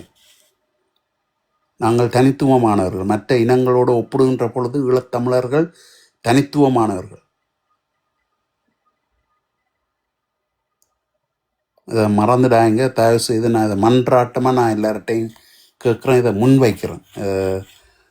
பல விஷயங்கள் பார்க்குற பொழுது இந்த வர்ற வீடியோக்கள் இது எல்லாத்தையும் இதுன்ற பொழுது நீங்கள் பணத்துக்காக செய்கின்ற பாலியல் தொல்லைகள் தொடங்கி இது எல்லாத்தையும் பார்க்குற பொழுது என்னுடைய இனம் எங்கே போகிறது? இந்த இனத்துக்காகவா என் தலைவன் தனிநாடு கூறினான், சண்டையிட்டான், மாவீரர்கள் தங்களுடைய உயிரை அர்ப்பணித்தார்கள், கரும்புலிகள் தங்கள் வீரமரணம் ஆனார்கள் என்ற கேள்வியெல்லாம் வருது. நன்றி எல்லாருக்கும். கவனத்தில் கொள்ளுங்க. நான் உட்படத்தான் எல்லாரும் இந்த விடயத்தை தயவு செய்து கவனத்தில் கொள்ளுங்க. நீங்கள் இரகசியமாக உங்களுக்கு அன்பு, காதல், காமம் எல்லாம் வந்துட்டு அதை நீங்கள் இரகசியமாக நீங்கள் பண்ணிக்கொள்ளுங்க. நல்ல கருத்து. அது பிள்ளைகள் செய்கிறது பெற்றோருக்கு போற மாதிரி நாங்கள் செய்கிறது எங்கள் தலைவருக்கு தான் போவோம். நாங்கள் எல்லாரும் திருந்தி நல்ல மாதிரி நடக்கவும் கொள்ளணும். அதான் மற்ற இடங்கள் நடக்கிறது நான் பிரச்சனையான விஷயங்கள் தான் சொல்ற சரியான கருத்து.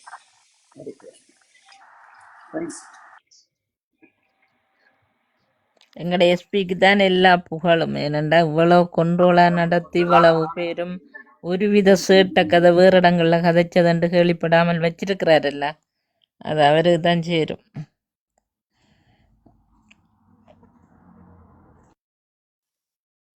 நன்றி. இது எங்கட கடமை. நாங்கள் அந்த தெரியும் தானே, எவ்வளோ இழப்பை சந்திச்ச ஒரு இனம். இந்த இனம் தொடர்ச்சியான இழப்பை சந்திச்சு கொண்டிருக்குது. அது அந்த வேதனையில இருந்து கிளம்பிய அதுக்கும் தான் எஸ்பி உங்கள்கிட்ட வந்தவையெல்லாம் தரமான குடும்பத்தில், ஒழுக்கமான குடும்பத்தில், அந்த ஒரு என்னென்று சொல்கிறது, அந்த குல எப்படியோ எங்களோட பரம்பரை குணம் எங்கள்கிட்ட இருக்கும். அப்போ நாங்கள் ஒரு தரமாக பிறந்திருந்தா தான் அந்த பழக்க வழக்கம் எங்களோடையே நிற்கும். இல்லைன்னா உங்களோட கதை கேட்க, உங்களோட ஒரு கதை பிறகு வேறு இடத்துல கேடே அப்படியோ இப்படியோன்னு சொல்லி அது வஞ்சாறு அச்சோ கேவலங்கட்ட அதுகள் ஏறி நிற்குங்கள். அவ்வளவையை பிடிச்சி கதை என்று கதைச்சு கொண்டு நிற்க இவையும் நின்று சொல்லி கொண்டு நிற்கிறேன். அப்போ அப்படியான ஒரு குரூப்பில் இருக்கிற ஒருவர் கூட இங்கே இல்லை. அதுக்கு தான் சொன்னான், அந்த நீங்கள் தெரிவு செய்து எடுத்து வச்சிருக்கிறீங்க, அன்னம் தண்ணியை விட்டுட்டா பால் எடுக்குமா.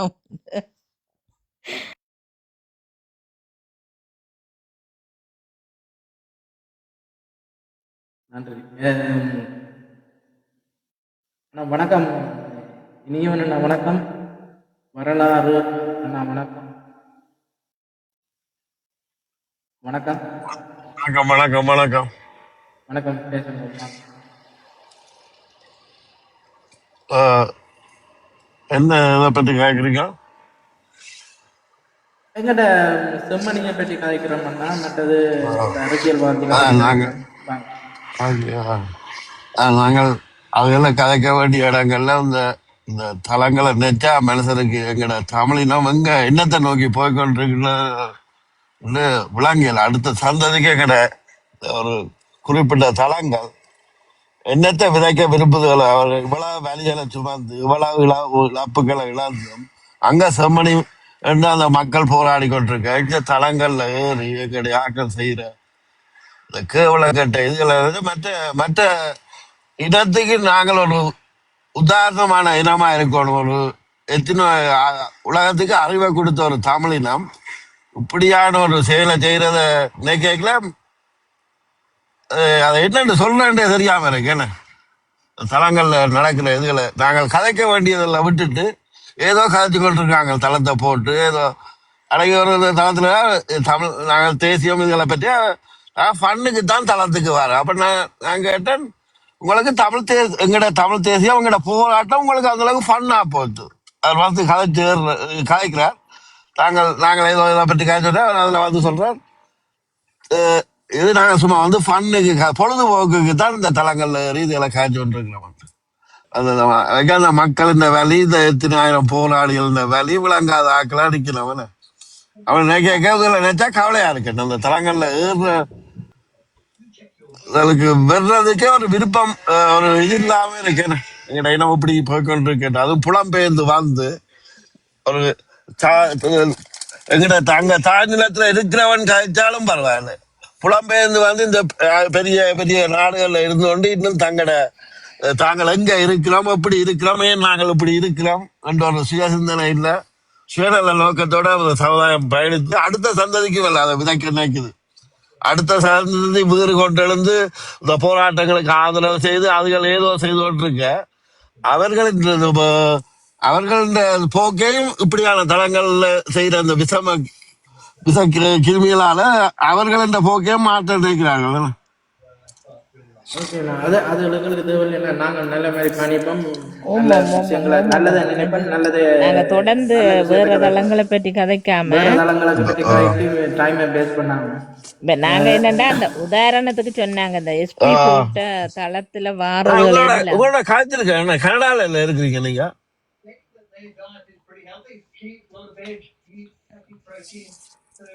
சொல்லுங்கண்ணா. நீங்க கனடால இருக்கிறீங்க? இல்ல இல்ல இல்ல, ஜூகே. நானும் ஜூகே தான். உங்களோட வயசு கேட்ட மாதிரி இருக்கு. ஓகே, நான் கதைங்க, நான் கேட்டுக்கொண்டிருக்கேன். நன்றி நன்றி. அதோட வாங்க எஸ்பி. எஸ்பி, இப்போ இந்த கனடா இவையில் வந்து போய் திரும்பி போன வரையில அந்த இதை சுமணிக்கு நாங்களும் போயிடலாதோ, சும்மா ஆக்களும் போயிடலாதோ? இல்ல இல்ல, நாங்கள் நீதிமன்றத்துல போய் இது கமிஷன் எடுத்து தான் போகணும். Okay okay. இவங்க வந்து ஒரு நாடு ரீதியண்டபடியா அந்த அரசாங்கங்கள் வந்து வேறு நீதிமன்றத்தை நாடி ஒரு அனுமதி பெற்று கொடுக்கலாம். ஓ, நாங்கள் உருமக்களும் போயிடலாம் எங்களாக்கள் பார்க்கறது இல்லையா? இல்ல இல்ல, நாங்கள் வந்து நீதிமன்றத்துல போய் இது எடுக்கணும். ஓகே. அப்போ ஏதோ கேள்வி என்னன்னு சொன்னால், இப்படி செய்யறது நல்லா நம்பி திரும்பி நல்லா நம்பி நாளைக்கு ஸ்ரீலங்கா பேப்பர் எல்லாம் வரும், அப்போ இங்கிலீஷ் பேப்பர்லாம் வரும், அப்போ சிங்கிள் பேப்பர் வரும். இங்கே வந்து டெய்லி மெயில் பேப்பரில் வரணும் கட்டாயம். யூகேல டெய்லி பேப்பரில் வந்தாலும் எல்லாரும் பார்ப்பாங்க கட்டாயம். இப்படி அரசாங்கம் திருப்பி போட்டோன்னு சொல்லி பார்க்கணும் கட்டாயம். அப்பான்னு எல்லாருக்கும் தெரிய வரும் கட்டாயம். தேங்க்ஸ் அப்போ, பாய். நன்றி. இதாக்கா கதைங்க.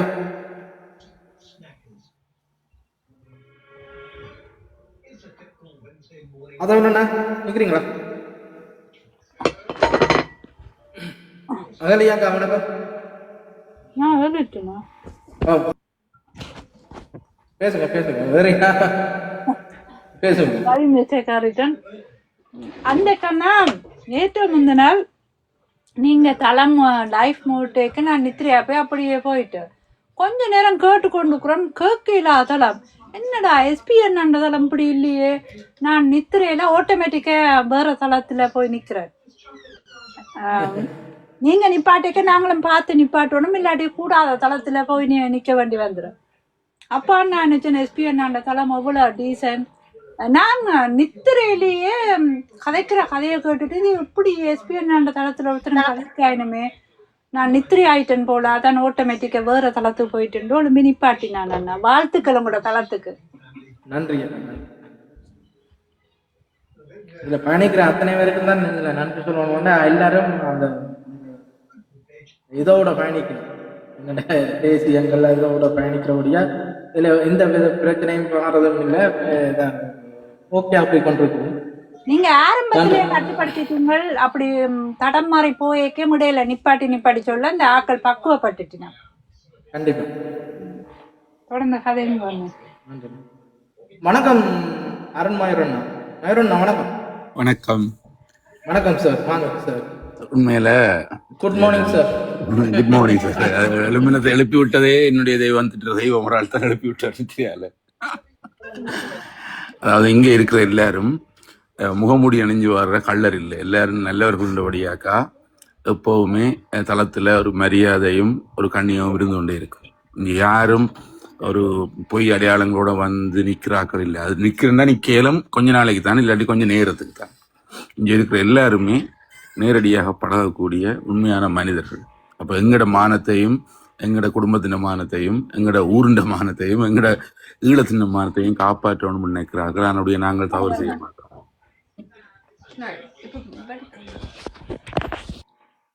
என்ன அதான் நான் சொல்றது சரியா? கண்டிப்பா கண்டிப்பா 100% உண்மை. இதுல அப்புறம் நான் என்ன கருத்து சொல்றது? என்னன்னா நாங்களா இருக்கவும் விரும்புகிறோம், மக்களோட சேர்ந்து பழக விரும்புகிறோம், மக்களுக்கு ஏதாவது சொல்லிக் கொடுக்கவும் விரும்புகிறோம். அதே நேரம் இப்போ ஆதவனண்ணா இல்லாட்டி புலோலியூரண்ணா இல்லாட்டி எத்தனையோ இன்னும் பெரியாக்கள்லாம் இருக்கணும், அவையிட்டிருந்து நாங்களும் பழக இருக்கிறோம். அதனுடைய நாங்களும் ஒரு மாணவர்களாக தான் இங்கே வந்து நிற்கிறோம். ஒழிய நாங்கள் எல்லாம் தெரிஞ்ச ஆக்கள்னு சொல்லிக்கொண்டோ இல்லாட்டி நாங்கள் ஒரு சொல்லும் கேட்க மாட்டோம் இல்லை. நான் நிறைய சொற்கள் கேட்டு நானே எவ்வளோ தூரம் என்ன மாற்றி கொண்டிருக்கிறேன்.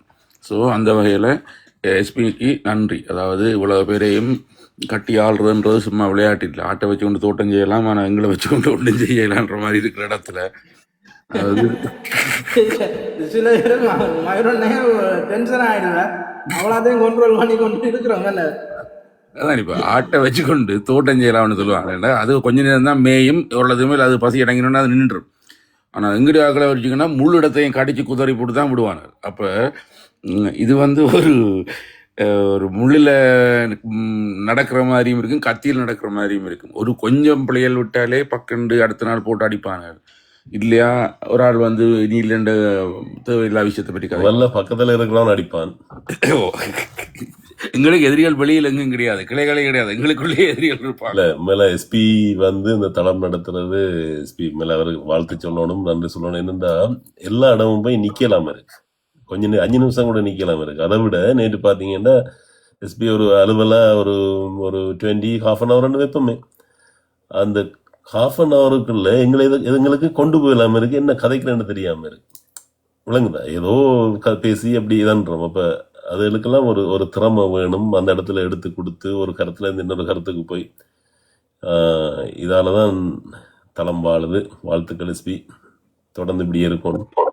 தளம் வாழ என்னாலும் என் வாழ்த்துக்கள், எஸ்பி கூறும் கருத்துக்கள் என்னாலுமே இளமாக சுகமாக வர வேண்டும். எங்கள் அன்பும் பண்பும் உங்களை சேரும். நிலம் வாழ இது தளம் வாழ என்னாலும் உங்களுக்கு வாழ்த்துக்கள். அருமை அருமை அருமை. அப்போ என்ன இன்றைக்கு உங்களுடைய தலையங்கம்? நான் இன்னும் கன நேரம் இல்லை, இப்போ ஒரு 20 மினிட்ஸ் நிற்கலாம், அப்புறம் நான் ட்ரெயின் எடுக்க போகிறேன். இன்று என்ன தலையங்கம்? நன்றி நன்றி. என்ன உங்களுக்கு என்ன தலையங்கம் பிடிக்குமோ அந்த தலையத்துல 5 நிமிஷம் கழிச்சுட்டு போங்க. அதுதான் உங்கள்கிட்ட தலையங்கம் வந்து இன்றைக்கு நாங்கள் வந்து பாராளுமன்றத்தில் காய்ச்சது முஸ்லீம் மாட்டது யூரோஸ் பிரபான்னு சொல்லி வெங்காயம் குறிச்சு கொண்டு பாத்தீங்களா? ஓம் ஓம் ஓம் ஓம். அதாவது கடவுள் மனுஷனுக்கு 6 அறிவை கொடுத்தது, அதே நேரம் 5 புலன்களை கொடுத்தது. அந்த 5 புலன்களையும் சரியாக பயன்படுத்தணுன்றதுக்கு தான் 6வது அறிவை கொடுத்தது. ஆனால் சில பேர் அந்த 6வது அறிவை பயன்படுத்துறது இந்த 5 புலன்களில் இந்த வாயை மாத்திரம் நல்லா பயன்படுத்துவது, காதை கொடுத்து கேட்குறே இல்லை. அதே நேரம் இப்போ இதுக்கு நான் சொல்கிறத விட இன்னொருத்தன் வச்சு உறுதி செஞ்சு விட்டான். எப்படின்னா இவ்வளவு தூரம் இவர் முஸ்லீம்களுக்கு முட்டு கொடுக்குறாராம், ஐயோ இஸ்லாமிய சோதரர்களுக்கு முட்டு கொடுக்குறாராம். ஆனால் இவர் காருக்க இருந்து ஹோட்டலில் இருந்து எவ்வளவு கதைச்சவர்ன்றதையெல்லாம் அவன் ஒடியா போட்டு காட்டினான். நான் அதை சொல்லவே விரும்பல, என்னன்னா அவ்வளோ கேவலமான வார்த்தைகள் எல்லாம் பயன்படுத்தினவர். சரியா? பிறகு சொல்கிறது நான் எல்லாரையும் சொல்ல 2-3 பேரை தான் சொன்னான், அப்படியான ஆக்களை தான் சொன்னான். எங்களுடைய ஆக்கள் எல்லாரும் சேர்ந்து கள்ள ப்ரொஃபைலில் போய் முஸ்லீம்ஸ்களை தாக்குறாங்களாம். அதே நேரம் முஸ்லீம்களும் கள்ள ப்ரொஃபைலில் வந்து தமிழ் ஆக்களை எங்களுக்குள்ள ஒரு சண்டையும் இல்லை, எங்களுக்கு சண்டை பிடிக்க வேண்டிய தேவையும் இல்லை. ஆனால் தன்னுடைய வெப்சைட்டோ இல்லாட்டி அந்த பேஜ் ஓடணுமன்றதுக்காண்டி இப்படியான புரளிகளையும் இப்படியான பொய்களையும் இப்படியான கற்பனை கட்டுரைகளையும் எழுதக்கூடிய அளவுக்கு அதுக்கு மாத்திரம் மூளை வேலை செய்யுது. உண்மையில கேவலமாக இருந்துச்சு. இப்படியுமா நீ கதைப்ப? அதாவது உனக்கு ஒரு சரி, உனக்கு ஓட் வேணுமென்று நீ கதைச்ச எப்படி கதைக்கணும்? நான் நல்லதை செய்வேன், நீங்கள் என்ன நம்புங்க, சரி நான் பிளவிட்டு இருக்கிறேன், ஓகே இனிமேல் நான் நல்லதை செய்கிறேன்னு சொல்லி ஓட்டு கேட்கலாம். ஆனால் இவங்க என்ன செய்யறாங்கன்னா, மற்றவனுக்கு ஓட் போகக்கூடாது, மற்றவங்களோட நல்லா இருக்கக்கூடாது, மற்றவனை நல்லவனு நச்சிடக்கூடாதுன்னு நினைக்கிறதுக்கு பேர் கெட்டித்தனம் இல்லை, அது நரித்தனம். அப்போ ஒரு உண்மையான அரசியல்வாதியாக இருக்காட்டியும் பரவாயில்ல, ஒரு மனுஷனா முதல் இருக்கணும். அப்போ அந்த நம்பிக்கை சுயநலவாதம் அதுக்கு பேர் சுயநலவாதம். ஓகே, சுயநலமாக இருக்கிறது கூட பரவாயில்லை என்ன. ஆனால் மற்றாக்களை கேவலப்படுத்தி வாழ்றதுக்கு பேர் நரித்தனம். அது சுயநலவாதி என்றா உண்மையாக சுயநலமாக இருக்கிறது.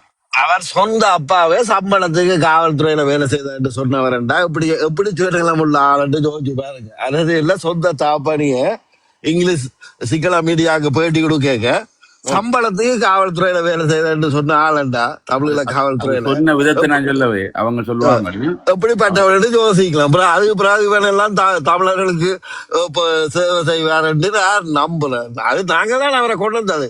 புலம்பெயர்ல உள்ள சில தளங்கள்லாம் அவருக்கு முன்னுரிமை கொடுத்து காரை வைக்க போறேன் இன்றைக்கு கோடிக்கணக்கான காசு, அந்த காசை வண்டியில உள்ள எங்கட போராளிகள், ஊனமுட்ட போராளிகள் குடும்பம், இன்னும் எத்தனையோ குடும்பங்கள் கஷ்டப்படுது தங்கட வாழ்க்கை சொந்த அன்றாட வாழ்க்கையை கொண்டு நடத்துறதுக்கு. ஆனா நாங்கள் எல்லாரும் சேர்ந்துதான் புலம்பெயர் உள்ள எல்லா மக்களும் அந்த பொறுப்பை ஏற்கணும்.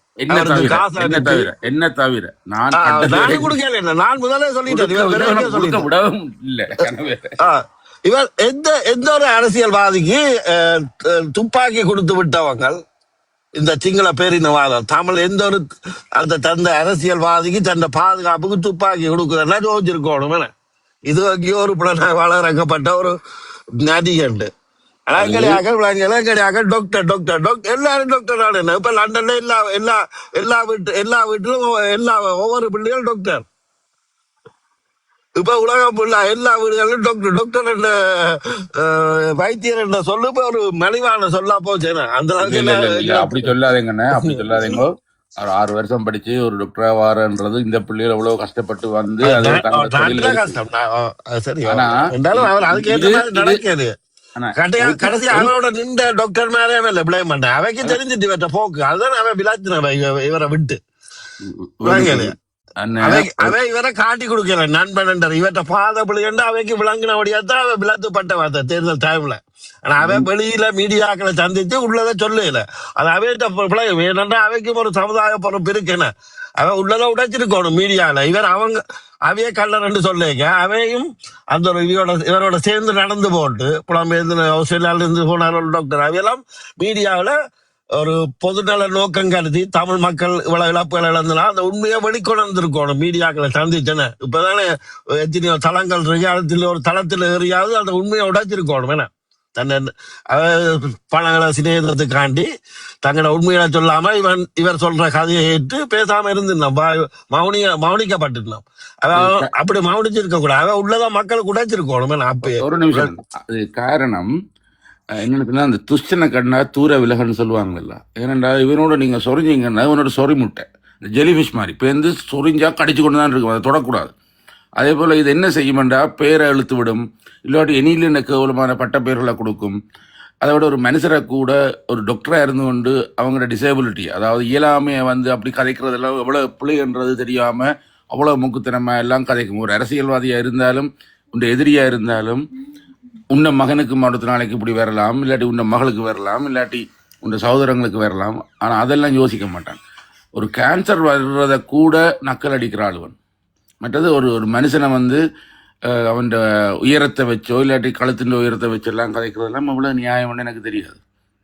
அதே நேரம் ஒரு ஆள் கேட்டிருந்தவர் இன்று வரைக்கும் பாஸ்கரன் கந்தையா வந்து தாங்கள் ப்ரூவ் பண்ணலையாம் ஃபோமலின் போட்டு அந்த பழங்கள் உண்டு. நீங்கள் குற்றஞ்சாட்டுறாக்கள் தான் ப்ரூவ் பண்ணணுமே ஒழிய குற்றம் சாட்டப்பட்டவர் தான் பிள்ளை இல்லை என்று ப்ரூவ் பண்ண தேவையில்லை. நீங்கள் முதல் குற்றத்தை ப்ரூவ் பண்ணுங்களேன். இதுதான் பிரச்சனை. ஃபோமலினை போட்ட இனத்துக்கு பழத்துக்கு ஃபோமலினை போட்டால் பழுதாக போயிடும். அதை சொல்கிறது மெழுகு மாதிரி, சரியா? இப்போ ஒரு ஆப்பிளாக இருக்கட்டும், ஒரேஞ்சாக இருக்கட்டும், ஷைனிங்காயும் பழுதாகாமல் இருக்கிறதுக்கு அதுக்கு ஒரு மிளகு போன்ற ஒரு ஸ்ப்ரே ஒன்று அடிக்கிறவங்க. சரி, அது சைனாக்காரர் செய்கிறது. அது இங்கே யூகேலையும் இருக்குது. நீங்கள் ஆப்பில் வேண்டி போட்டு ஸ்க்ரேப் பண்ணிங்கன்னா அப்படி வெள்ளை மிளகு மாதிரி வரும். அதை சொல்கிறது வேக்ஸ் பண்ணுறேன். ஆனால் ஒரு நாளும் ஃபோர்மலினை வந்து ஃப்ரூட்ஸுக்கு போட வேண்டிய தேவையில்லை. ஒரு இறைச்சிக்கு போடலான்னு சொன்னால் கூட நம்பலாம் அது பழுதாகாமல் இருக்கணும்ன்றதுக்காண்டி. அது கூட அதுக்கு ஒன்று லிமிட்டட் மெஷர்மெண்ட்ஸ் இருக்குது. இவ்வளோ தான் நீங்கள் போடலாம். ஆனால் சுட்டியான மைனூட், அது நீங்கள் நினைக்கிற மாதிரி மில்லிகிராம்குள்ளேயும் அதுலேயும் மில்லிகிராமுக்குள்ள தான் வரும்.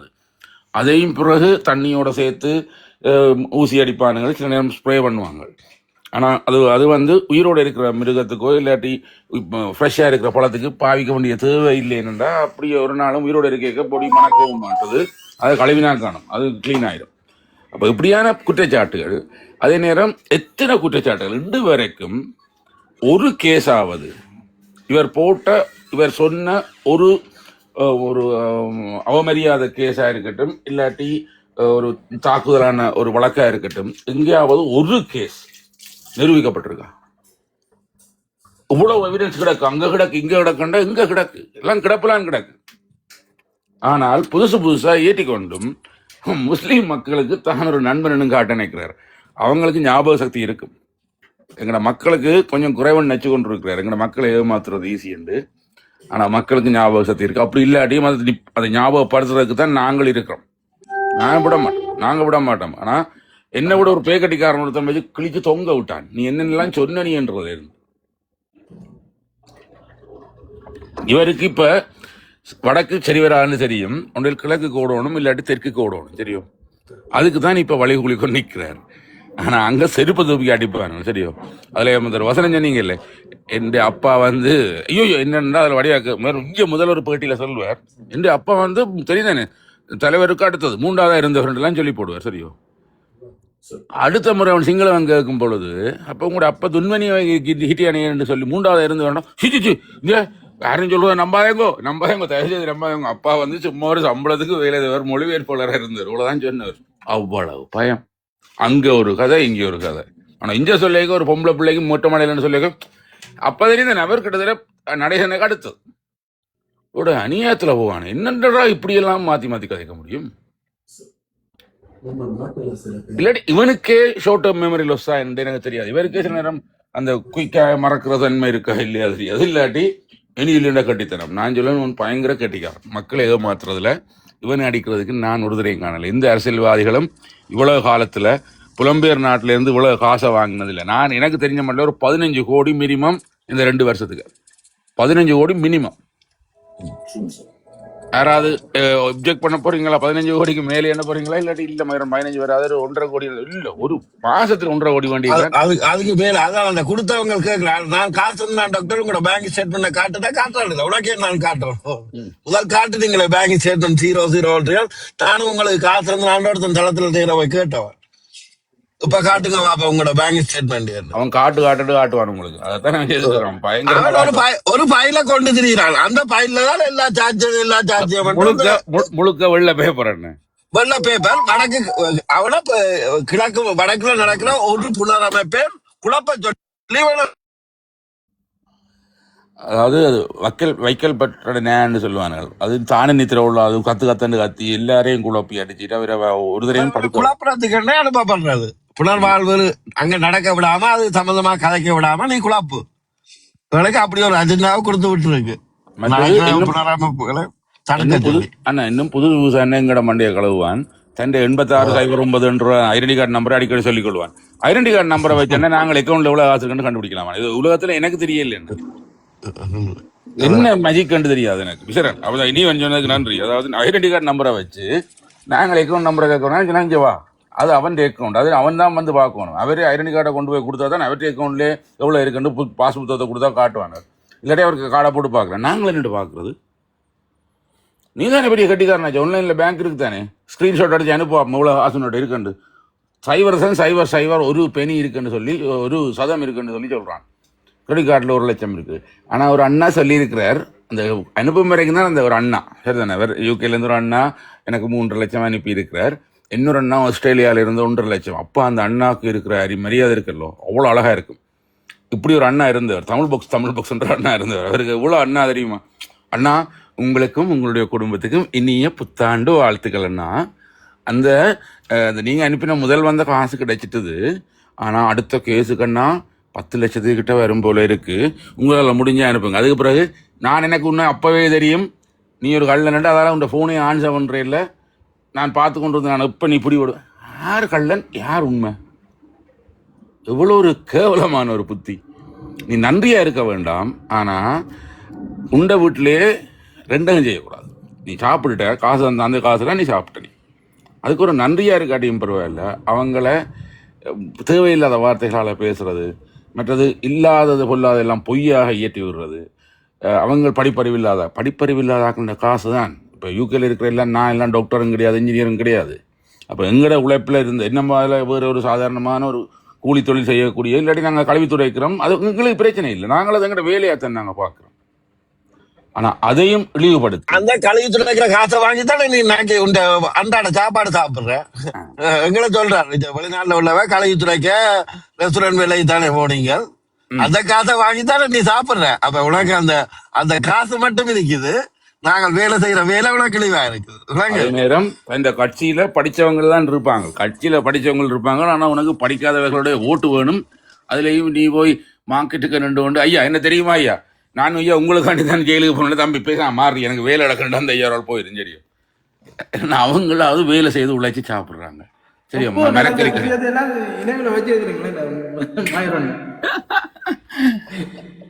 என்னன்னா அந்த உலகத்துக்கு ஒரு ஒரு ஒரு ஒரு மனுஷனுங்களை இவ்வளவு மக்களை ஏமாத்தி இருக்கிறான் என்று பார்க்கும் பொழுது, ஒரு இன்சூரன்ஸ் கம்பெனி ஏமாத்திட்டு போனா விடுவீங்களா? திவாலா ஆகிட்டுதுன்னு சொன்னா விடுவீங்களா? போய் ஜனம் எல்லாம் நிற்பீங்க, போய் அந்த வாசல்ல நின்று நீதி கேட்பீங்களா? ஆனால் இப்படி ஒரு தனி மனுஷன் ஒரு இவ்வளவு மக்களை பாருங்க, எங்களுக்கு எல்லாருக்கும் ஒரு அவப்பேர், நீங்கள் தானே எல்லாரும் சேர்த்து செஞ்சு விட்டீங்கன்னு இவ்வளவு கேவலம்.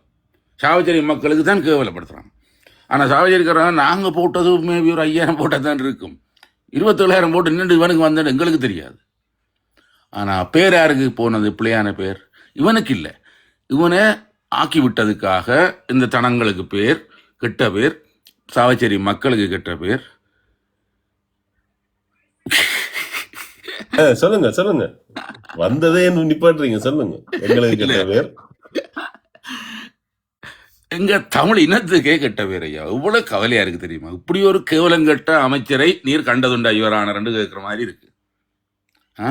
ஒரு தமிழ் இனத்துக்கே ஒரு அவலமான ஒரு பேரை கொண்டு வந்து தந்திருக்குது இப்படி ஒரு தங்குடு தத்தின்னு சொல்றது. தங்குடு தத்தின்னா ஒரு நேரம் கூட ஒரு நிலையான தளத்திலேயோ நிலையான மணலிலேயோ இருக்கக்கூடிய ஆள் இல்லை. அதான் அடுத்த கட்ட பேர் என்ன சொல்லுங்க? யாழ் இந்து கல்லூரி என்றது தமிழ் தேசியத்தின் ஒரு தூண். எத்தனையோ கல்வி மான்களை உருவாக்கி ஒரு யாழ் இந்து கல்லூரிக்கு இப்படியான பட்டவர் யாழ் இந்து கல்லூரியில படித்தா அந்த இந்து கல்லூரி அந்த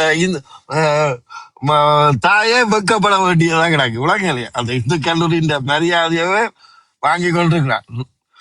அந்த இந்து கல்லூரிக்கு ஒரு இது இருக்கிற அதான் அதே நேரம் ஜப்னா ஹிந்துல படிக்கிறதுன்றதே யாழ் மாவட்டத்தில் ஒரு பெருமை. தெரியும், ஒன்று ஹார்ட்லி காலேஜ், அதே போல ஹிந்து காலேஜ்.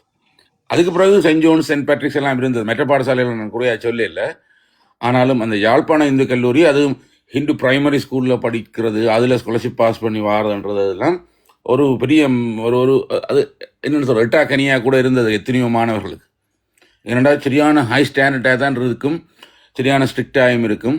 அதில் ஹிந்துவில் படிக்கிறன்றதே ஒரு ப்ரிவிலேஜ், அதாவது ஒரு பெரும் மரியாதையும் ஒரு தனித்துவமும். அங்கே படித்தனின்னு சொல்லி அந்த பள்ளிக்கூடத்தின் மானத்தை வாங்குறேன்.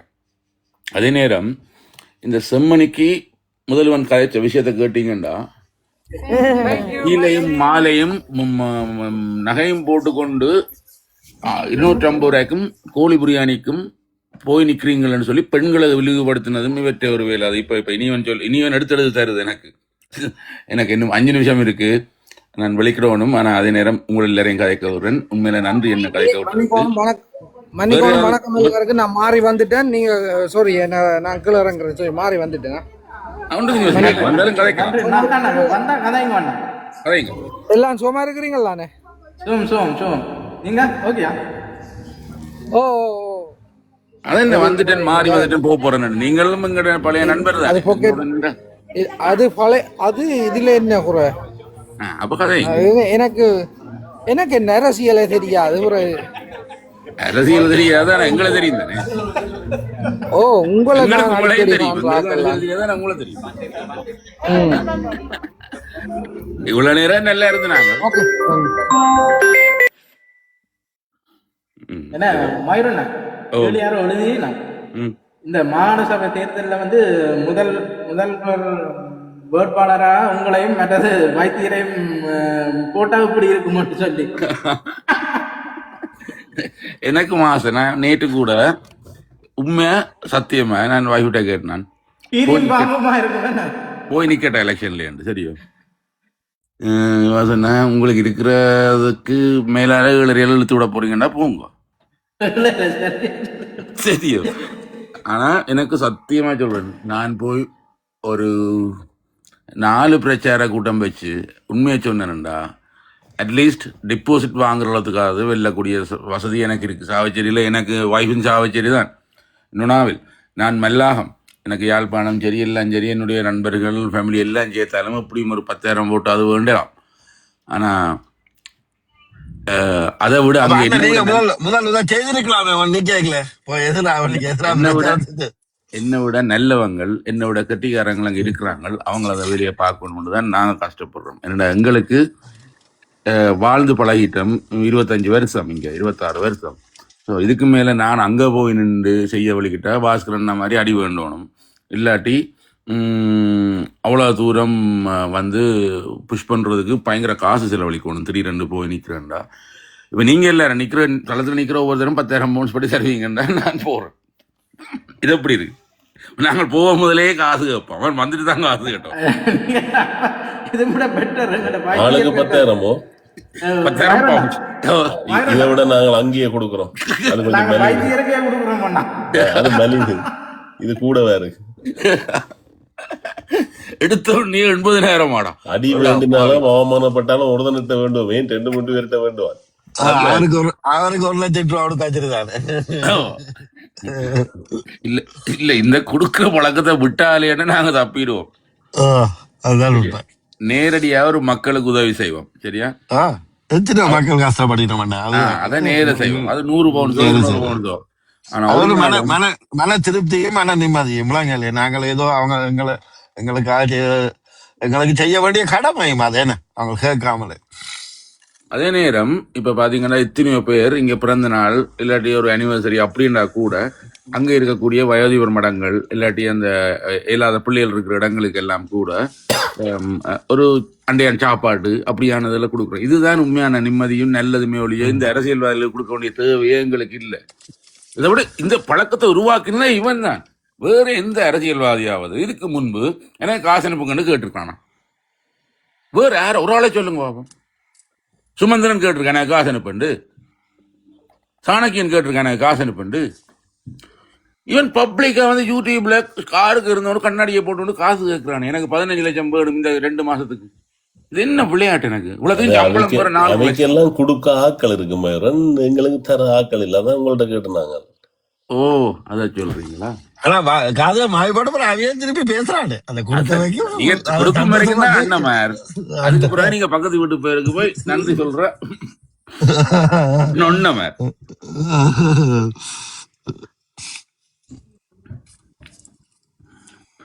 எனிவே சந்தோஷம் பண்ண. நான் இறங்க போறேன், நீங்க கதையுங்கோ, நான் கேட்டுக்கொண்டிருக்கேன். சரியா? நன்றி மயூரன்.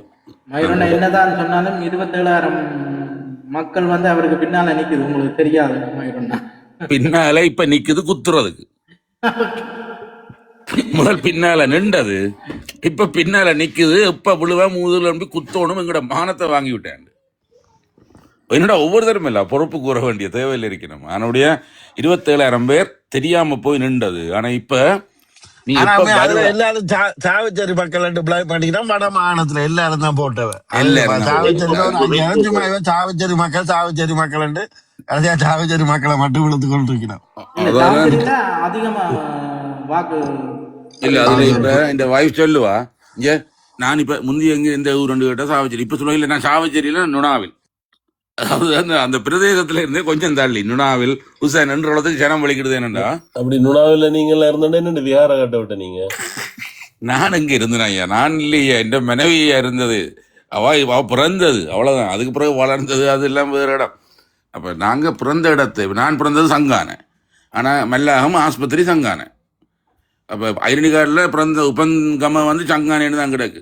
ஆனால் எனக்கு அது ஒரு ஐடென்டி நல்லா போச்சு. அப்படின்னா கொழும்புல தான் இந்த ஐடி நம்பர் 1ஓட கிருளப்பன அட்ரஸ். அதே நேரம் உப்பங்கம பிறந்த இடம் வந்து சங்கானை, சானாவும் தானாவும் ஒரே மாதிரி சிங்களத்தில். அப்போ தங்கானேன்றா அது கொழும்பு, ஒரு கொழும்பு கங்கால, அதாவது தென் மாகாணத்தில் இருக்கக்கூடிய ஒரு கிராமம். அப்போ சிங்களம் ஆமிக்காரன் பார்த்துட்டு சங்கானது தங்கானதமாக நான் தங்கானதான், ஆனால் சங்கானேன்னு மாறி எழுதி வச்சுக்கலாம். நானும் சங்கானேன்றது தெரியாது.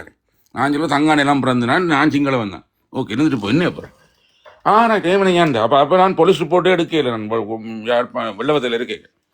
என்னண்டு மயூரண்ணா சிங்களம்னு சொல்லி பேரே தமிழ் பேர் இல்லை, சிங்கள கிராமத்தில் பிறந்த நான் கொழும்பு மாவட்டம்னு சொன்னால் அவன் எப்ப கொட்டியோட சம்பந்தம் இல்லை. இப்போ நீங்கள் யாழ் மாவட்டம் கிழக்கு மாவட்டம்னு சொன்னால் 7 இல்லாட்டி 4ன்னு சொன்னால் அந்த ஐடென்டி கார்டில் மேலே நீல கலரில் எழுதியிருக்கும் ஒரு நம்பர் உண்டு. இது எனக்கு கொழும்பு ஐடி 1. அப்போ கொழும்புல இருந்தால் எங்கள்கிட்ட வேறு கேள்வி கேட்க மாட்டேன்டா, நீ கொழும்பான்னு தானே, கொழும்புல பிறந்தவன் இல்லாட்டி நீங்கள் கேட்டு இருந்துருக்கேன். ஆனால் அவனுக்கு தெரியாது நான் பச்சை யாழ்ப்பாணத்தான் ரெண்டு தெரியாது, சரிதான். ஆனால் இப்போ 4ஆம் நம்பரோட போய் நின்றீங்கடா, வவுனியா யாழ்ப்பாணத்துக்கு யாழ் மாவட்டமுக்கும் வவுனியா எல்லாத்துக்கும் வந்து கிளிநொச்சி எல்லாத்துக்கும் 4, மட்டக்களவு திருவண்ணாமலைக்கு 7. அப்போ அந்த 7 4 கண்டாலே நீங்கள் போலீஸ் ரிப்போர்ட் காட்டணும். மற்றது அவனுக்கு தெரியும் நீங்கள் தமிழ், அதை விட நீங்கள் கொட்டியான்னு கேட்பான். ஆனால் 1ஆம் நம்பரோட இருக்கும் பொழுது அதுவும் தங்கானை என்ற இடம் ஒரு இருக்குன்னு சொல்லியிருக்க, அவனுக்கு சங்கானை தெரியாதபடியே நான் அது எழுத்து பிள்ளைகளுக்கு தங்கானையில் நான் பிறந்தேன்டா. அது வந்து அங்கால எங்கேன்னு சொன்னால் களுத்துறைக்கு அங்கால. அப்போ அது வந்து என்ன காப்பாற்றி வச்சுருந்தது கனகாலம் இல்லை உலகாலம் இப்போவும் வச்சுருக்கு தானே. அப்போ இதான் அந்த விஷயம். எப்போவும் நாங்கள் தப்பி பிழைக்கிறதுக்கு எங்கேயாவது ஒரு கடவுள் ஒரு சான்ஸ் தருவார், அதை வச்சு நல்லது செய்யணும்ன்றதான் என் ஆசை. மறுபடி இவனை போல அந்த கிடைக்கிற சான்ஸை வச்சு காசை அடிப்போம்.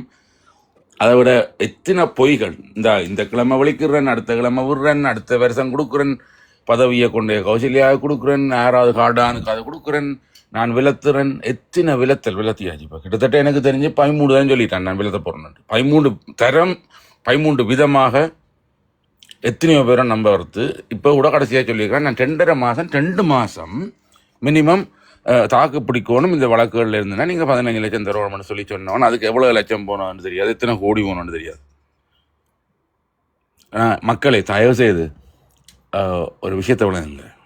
ஒருத்தன் ஒரு காப்பில் விட்டால் மன்னிக்கலாம், 2ஆம் தரம் விட்டால் கூட தண்ணி கூட மன்னிக்க பண்ணுவாங்க. ஆனால் 3ஆம் தரம் வச்சா மூளை அடிக்கும் தண்ணி. அப்போ நீங்கள் பச்சை தண்ணியாக இருக்காதீங்க, கொஞ்சமாவது யோசிங்க. உங்களுக்கு மூளை இருக்குல்ல, நீங்கள் கஷ்டப்பட்டு உழைக்கிற காசை அவன் கார் ஓடுறதுக்கும் ரெஸ்டாரண்ட்டில் போய் சாப்பிட்றதுக்கும் தண்ணி அடிக்கிறதுக்கும் 4 ஃபோன், என்னட்ட ஒரே ஒரு ஃபோன் தான் இருக்கு, 4 ஃபோன் வச்சுக்கணும். எந்த ஃபோன் தான் கிடக்கு என்ன கிடக்குன்னு தெரியாது, என்ன மறுமொழி எழுதுறேன் செல்லத்தை கூட்டிக் கொண்டு திரியறதுக்கும் நீங்க அதை நான் சொல்லக்கூடாது. எந்த வாயில நான் சொன்னா இப்ப என்ன பேன் பண்ணி விட்டுருவாங்களே உங்களுக்கு கணக்கு நேரம் தந்தாச்சு. போவியல் என்று பார்த்தா சரி 59 அவன் சொன்னான் சரி போறோம் அவனும் போயில்ல, நீங்க போறோம் 5 நிமிஷம் தான் நீங்களும் போயில்ல. ரெண்டும் ஒரே இனம் ஐயா. அந்த ஒரே இனம் வந்தோடைய தான் அதுண்ட மூளை எனக்கு தெரியும். சரியான ஒற்றுமை இருக்கு அப்படியா? ஒற்றுமை இருக்கையிலயும் அந்த தரவெல்லாம் அப்படியே நூல் மாதிரி எவ்ரி மில்லிமீட்டர். ரொம்ப போகலாதீங்கன்னா கூச்சமா இருக்கு, கதைங்க. Okay bye. இல்ல ட்ரெயின்ல இருந்து தவறி விழுந்து போடு வேற என்ன அதான் வெக்கப்பட்டு கம்பி இறக்கி பிடிக்காம. வணக்கம் இனியவன், கன நேரம் நிக்கிறீங்க. வணக்கம் அண்ணா, இனியவன் அந்த மாதிரி எழுதி கொண்டு நீங்கள் வணக்கம் வாங்கண்ணா. இல்ல இன்றைக்கு பாத்தீங்கன்னு சொன்னால் ரம்பக்கலை நேற்று முந்த நாள் வந்து நீதிமன்றத்துக்கு வந்திருந்தார். எப்படி வந்தவர் சொன்னா வீழ்த்தியாரெல்லாம் வந்தார். அவரை காட் பண்ணி அவர்கிட்ட பிள்ளைகளும் அவருக்கு உதவிக்காக 3 or 4 பேர் அவரை ரக்கிறதும் ஏற்றுறதும் அங்க நீதிமன்றம் போனேன். இப்படி நீதிமன்றம் போய்க்க நல்ல சோகத்துல போனவர் பிறகு நல்ல சந்தோஷமா வந்தார். என்னடா பார்த்தால் அவருக்கு பிணை வழங்கப்பட்டிருக்கு. அப்ப யோசிச்சு பாருங்க, ஊழல் எல்லாம் செய்தவங்களுக்கு பிணையா கொடுத்து இன்றைக்கு இந்த நீதிமன்றங்களையே ஏமாத்தி கொண்டிருக்கிறாங்க. மற்றது இன்னொன்று, அந்த படையில வந்து ஒருத்தர் வந்து அங்க விடுதலை புலிகள கேம்ப் என்ன ஒரு பாக்கி முகாம் ஒன்று இருக்குது. 3 மாடியில வீடு கட்டி அதனூடாக பாக்கி முகாம் ஒன்று அமைச்சு கொண்டிருக்கிறோம் சொல்லி பொய்யா இதை சொல்லி இருக்கிறாங்க. அப்ப அவர் யாருன்னு பார்த்தால் அவர் தானா மைந்தாண்ட துணவியாட்ட வைத்தியரா, ஃபேமிலி வைத்தியர் என்று சொல்லி இன்றைக்கு நியூஸ்ல வந்துருக்கு. அப்ப இப்படியான மூன்று மாடியில கல்லு வச்சு 1ஆம் மாடி 2ஆம் மாடி 3ஆம் மாடி முடியுமே. அது ஏதோ தொழிற்சாலையாம கார்மெண்ட் ஃபேக்டரி ஏதோ கண்டுபிடுது. அது ஒரு ஃபேக்டரி, துணி ஃபேக்டரி மாதிரியோ ஃபேக்டரி. மற்றது அதுல வந்து அந்த இது விவசாயங்களும் செய்யறாங்க, இந்த ரீச்சா மாதிரி அப்படித்தான் செய்யறாங்க. நான் இவங்க பழைய உடனே மேபி ரீச்சாவா இருக்குமோ 49 ஏக்கர்னா அவர்கிட்ட 49 ஏக்கர் இல்லை தானே, அது அதிகமானது. அப்படித்தான் எனக்கு முதல் நினைவு வந்தது. அப்ப ரீச் ஆகும்னு சொல்லி இவங்க வேணுமெண்டு இந்த பிரச்சனையை கொண்டு வந்து கோத்து விடுறாங்களோன்னு பார்த்தால் அது வந்து வேறு 49 ஏக்கர்ன்னு சொன்னா அது இன்னொரு நபர், அவர் தோட்டமும் அந்த துணை இதுவும் நெசவு இதுவும் வச்சு செய்து கொண்டிருக்கிறார். அதை வந்து எப்படி ஒரு ஒரு என்னன்னு சொல்றது, இது ஒரு ஆக்களை வந்து இந்த அரசாங்கத்தையே ஒன்றும் கதைக்கிறதுக்கு இல்ல. இப்ப சொல்லிருக்கேன், நாமல் ஜெயில இருந்தாலும் தாங்கள் வின் பண்ண வைப்போம். இவங்களே கன்ஃபார்ம் பண்ணிட்டாங்க போறாரு. ஜெயில இருந்தாலும் அடுத்த ஜனாதிபதி அவர் தானா, தாங்கள் அப்படி எலெக்ட் பண்ணுவோம் சொல்லியிருக்கு அப்படின்னு சொல்லியிருக்கீங்க. இது வந்து மற்றது இன்றைக்கு இந்த நேற்று பாராளுமன்றத்தில் சமர்ப்பிக்கப்பட்டிருக்குது 22வது ஜாப் 22வது இது அதனூடாக வந்து இந்த நீதிமன்றங்களை கட்டுப்படுத்துறது, நீதிமன்றத்தை வயதையிலேயே கூட்டுறது அப்படின்னு சொல்லி நான் நேற்று இது பண்ணியிருக்கணும். அதுக்கு எதிராக வந்து இப்போ வழக்கு எதிர்கட்சிகள் எல்லாமே சேர்ந்து வழக்கு தொடுத்திருக்கணும். என்னன்னு சொன்னால் இதை வந்து தடை செய்ய சொல்லி உடனே எல்லாம் பாருங்க, அவங்க தங்களுக்கு எதிராக ஏதாவது வருதுன்ற உடனே டப்புன்னு பல நீதிமன்றங்களை நாடி இது செய்யறாங்க. மற்றது அந்த 22வது சட்டம் வந்து எங்களுக்கும் பாதகமா தான் பெரும். என்ன ஆதவன் இது புலோலியனா கேட்டா தெரியும், புலோலியனா பெரிய பாதகமா தான் தானே புலி மீள் உருவாக்கம் என்று சொல்லி அப்படி வந்து புலி மீள் உருவாக்கம் அமைஞ்ச இதுல வெண்ணில் எங்கேயோ இது நடந்ததாம். புலிகள் எல்லாம் இப்ப எஸ்பி சொன்னதான் 43 ஏக்கர்ல அப்படி ஒன்றும் இல்லை. அவங்க அப்படியே போட்டு அரசாங்கம் சொல்லியிருக்கு அப்படி ஒன்றும் இல்லையா. அதுவும் ஒரு நீதி சட்டத்தரணி தான் சொல்லியிருக்கிறாரு.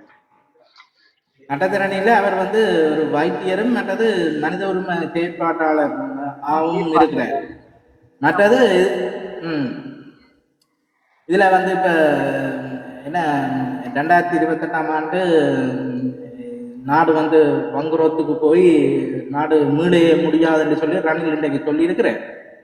அப்ப அதுக்கு பிறகு ரணிலுக்கு வந்து இந்த ரணில் இங்க லண்டனுக்கு வந்த இது வந்து என்னன்னு சொன்னால் அரசாங்க பணத்துல செலவழித்து லண்டனுக்கு வந்து அவ மனைவியார் அந்த இது பட்டமளிப்பு விழாவுக்கு வந்தான்னு சொல்லி அந்த இது வந்து இப்ப அவருக்கு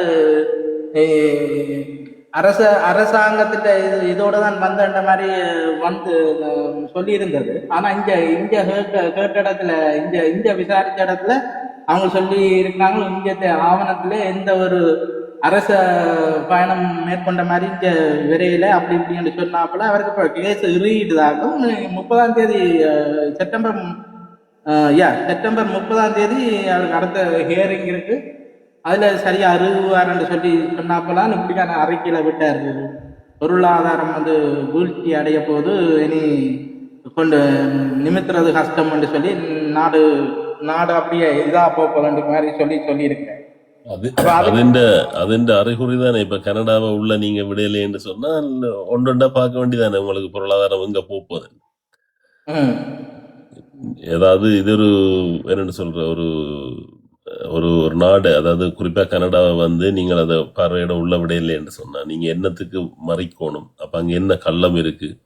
இது வந்து அந்த ஆரம்பத்துல அந்த நினைவு தூவி கட்டினதுல இருந்தே கனடாவோட இவைக்கு பிரச்சனை இருக்கு. அப்ப அந்த இதை காட்டியிருக்கணும். ஆனா இது கூட எங்களுக்கு சாதகமான ஒரு விஷயம்தான். எந்தெந்த நாடுகளை எல்லாம் இவை எதிர்க்கணுமோ அது எங்களுக்கு சாதகமான விஷயம். தொடரட்டும். இப்போ பார்த்தீங்கன்னா அந்த தளங்கள்ல எல்லாம் திடீரென்று இப்போ ஒரு கிழமையா போகுது. எதில் ஏறினாலும் அவதூறுகள். இந்தியாவோடய யாருக்கு பிரச்சனை? இந்தியாவும் பாகிஸ்தான்னு சொல்லி ஒரு சிங்க ஒருவனை வந்து இவங்களோ இந்தியன் வந்து சுட்டுட்டு போனதில்லை. அப்புறம் அதுக்கு பிறகு பிரச்சனை கனடாவுக்கும் இந்தியாவுக்கும் தெரியுமா நினைக்கிறோம் உங்களுக்கு? அது ஒரு ஆக்சிடென்ட் கேஸ் ஆகும். என்ன கலகஸ்தானம் என்னன்னு சொல்லி ஒரு அமைப்பு அவங்கெல்லாம் இந்தியாவுக்கு எதிராக செயல்பட்டு கொண்டு இருக்கிறாங்க. அந்த அதுண்ட தலைவரை தான் போட்டு தள்ளினவங்க. அது ரோ தான் செய்தது போயோ அது தங்களோட நாட்டுக்குள்ள செய்தான்னு சொல்லி தங்களோட இது இல்லாம அதுக்கு பிறகு இந்தியாவோட இந்த வலியுறுத்துறவரும் பயங்கர சண்டையில தான் நிக்கிறாங்க. அதுக்கு பிறகுதான் முருகல் ஏற்பட்டது கனடாவுக்கும். ஏன்னா அங்க இப்ப தமிழாக்கள் மாதிரி சீக்கியரும் நிறைய பொலிட்டிக்ஸ்ல கனடாக்கள் இன்வால்வ் தானே. அவங்களும் நிறைய அப்ப அவங்களும் எங்கடையாக்கள் இருந்தா போ தமிழாக்களுக்கு அவங்களோட இன்ஃபுளுன்ஸால தான் கனடா அதை அந்த அறிக்கையை விட்டு இந்தியாவோட முன்னுனது அவங்களோட தலைவரை போட்டு அது புலனாய்வு தான் செய்தது. அது நடந்து இப்ப 4-5 வருஷம் இருக்கு எனக்கு. இல்ல ஒரு 2-3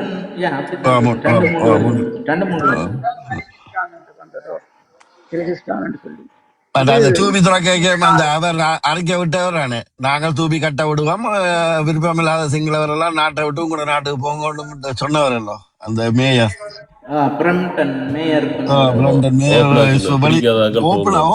பிடிக்காத நாட்டை விட்டு ஓடுங்க, உங்களுக்கு அங்க ஓடுங்க நாங்க கட்ட. இதுல ஒரு நல்ல ஒரு வரவேற்பு என்னன்னு சொன்னா மக்கள் வந்து சரியா அங்க கனடாவில் வடிவ எங்களுக்கான இது வந்து அத விஜய் என்ற படியன் நல்லா நகர்த்துறான். அவன் ஒரு இளம் ஆள் தானே, அப்படியே நாங்கிட்ட தான் விடணும். நல்லா செய்யறான் அவன் நல்லா செய்யறான். அவன் ஸ்பீச்சை கேட்டாலே ஒரு இதோட்டு வேறும் ஓர்மம் ஒன்று வேறும் வேணும். அவன் ஸ்பீச்சை கேட்டா அவன் நல்லா செய்யறான். அப்படியே நாங்க இருக்கணும். அவர் வந்து எங்களோட தேசிய தொடர நாள் பயணிக்குது.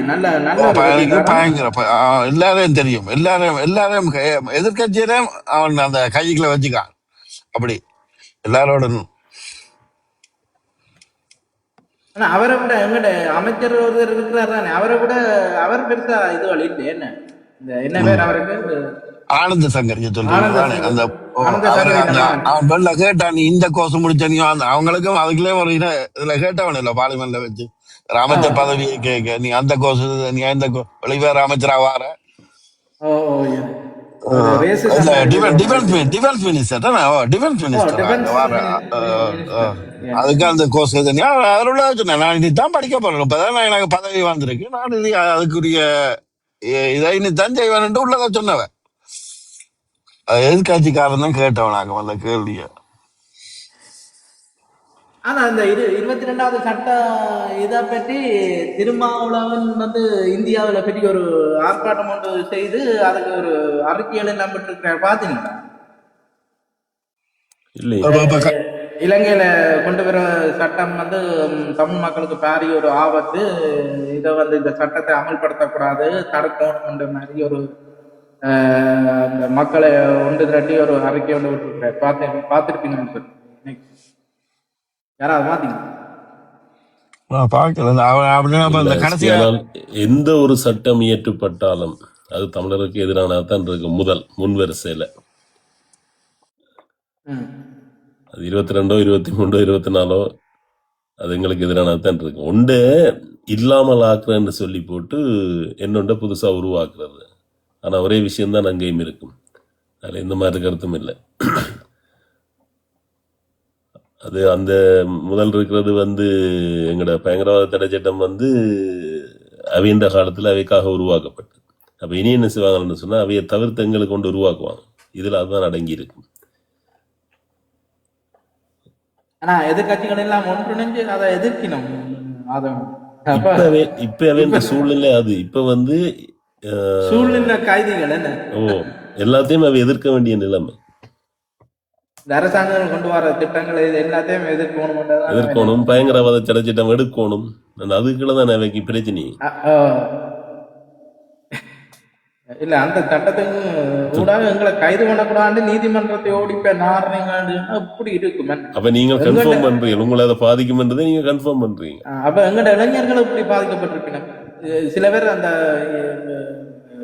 அந்த இந்த விடுதலை போராட்டத்துக்கு சம்பந்தம் இல்லாத ஆகல இத்தனை பேரை நீங்க கைது பண்ணி வச்சிருக்கீங்க. எத்தனை பேர் இன்னும் உள்ளுக்க தண்டனை பெறாமலும் விசாரணை இல்லாமலும் எத்தனை பேர் இருக்கணும். என்ன பாதிக்கப்படாத எத்தனை இளைஞர்கள் இருக்கணும். அப்ப அவர்களை பற்றி ஒருத்தரும் கதைக்கிறீங்களோ அப்படி எத்தனை பேர் இருக்கணும் இந்த சட்டத்தால. இதுல போல கலிகிஸ்தான் என்ற நாட்டை பிரிச்சு கேட்கிறான். அவன் தலைவர் தான் கனடாவில் இருந்த இடத்துல அவங்க வந்து சுட்டு போட்டு போனவங்க. என்ன இது அவங்க ரகசிய போலீஸ் வந்து சுட்டுட்டு போனவங்க. அதோட பிரச்சனை கனடாவுக்கும் இந்தியாவுக்கும். அதே மாதிரி இப்ப அந்த இது தூபி கட்டினா பிறகு இந்தியாவுக்கும் இல்லை இலங்கைக்கும் கனடாவுக்கும் கொஞ்சம் பிரச்சனை. அதோட இது அவங்க ஒத்து வந்தாங்கன்னு சொன்னா சரி எங்களுக்கு நாடு ஓகே ஆகும். இப்படியாலே அணைச்சி வச்சிருக்கோம். ஆஸ்திரேலியா, இங்கிலாந்து, இப்படி மற்ற சவுத் ஆப்பிரிக்கா நாடுகள். ஏன் நாங்கள் வந்து இந்தியான்னு சொல்லி இந்தியா எதிர்பார்க்கிறோம். இந்த இப்ப பவர் சென்டர் சொன்னால் இதுல கூடுதலான இதுல இருக்கிறது வந்து அமெரிக்கா தான். அமெரிக்கா சொல்றதுக்கு வெறும் வாராட்டேலாம். அப்ப நாங்களே அமெரிக்காவை நாடக்கூடாது சொல்லுங்க. இதுல 5 இருக்கிறபடியா 5ல் 3 ரெண்டாலும் வெங்கட பக்கம் நிக்கணும். இல்ல ஒரு நாடு இருந்தா கூட இருந்தா கூட நாங்கள் இந்தியாண்ட எங்கட தமிழ் பேசுற 6 கோடி தமிழ் மக்கள் இருக்குன்னா அவன் பிரஷரை அங்க இந்தியாவுக்கு ஈஸியா கொடுக்கலாமல்லோ. அதுக்கு தானே தலைவரும் அதை தானே சொன்னோம். நாங்கள் எப்பவும் இந்தியாவுக்கு எதிராக நாங்கள் யுத்தம் செய்ய விரும்பல. நாங்கள் இந்தியான்ற ஒரு நாட்டை நேசிக்கிறோம். அது சில விஷயங்கள்லாம் அப்படித்தானே நடத்தப்பட்டது. என்றா இந்தியா எங்களுக்கு பக்கத்து நாடு. பட் எங்கட தொப்புள் கொடி உறவுகள் 6 கோடி மக்கள் அங்க இருக்கணும். அங்க எங்களுக்கு ஒரு சார்பான தமிழக அரசு வெறுமண்டா தமிழக அரசு பிரஷரை கொடுக்கலாம் இந்தியாவுக்குன்னு. அதை வெளிவேற கொள்கை. இப்ப நாங்கள் என்ன செய்யணும்னா ராஜதந்திரம் மாதிரி அவரோட காட்சி கொண்டு முழுமையான ஆதரவை வந்து அமெரிக்காட்ட இருந்து எடுப்போமே. நாங்கள் இந்தியாவிட்ட தான் இருந்து எடுப்போம் பண்ண ராஜதந்திரமா அவையோட கைக்குள்ள வச்சிருப்போம். வேற இந்தியாவை கைக்குள்ள வச்சிருப்போம். ஆனா முழுமையா போய் எங்களுக்கு இப்படி ஒரு பிரச்சனைய வந்து அமெரிக்காவோட காட்சி பெற்றா என்ன எப்படி இணைக்கிறீங்க? ஒரு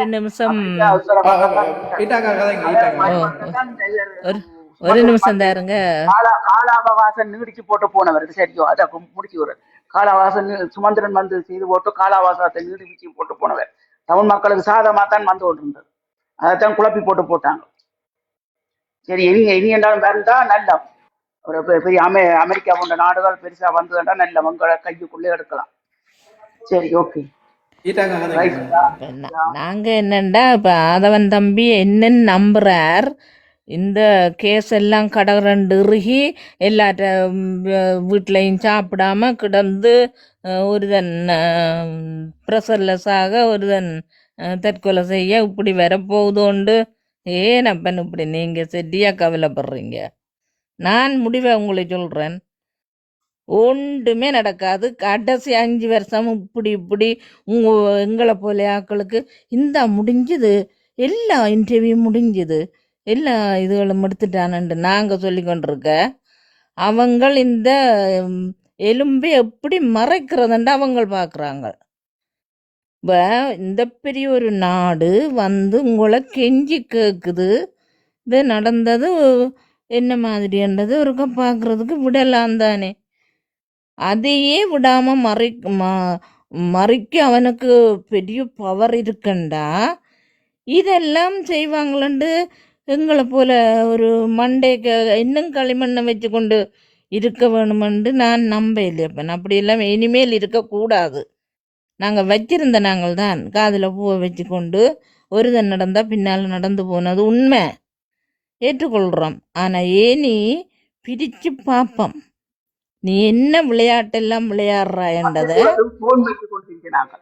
நாங்கள் பிரித்து பார்க்குறோம். Right open.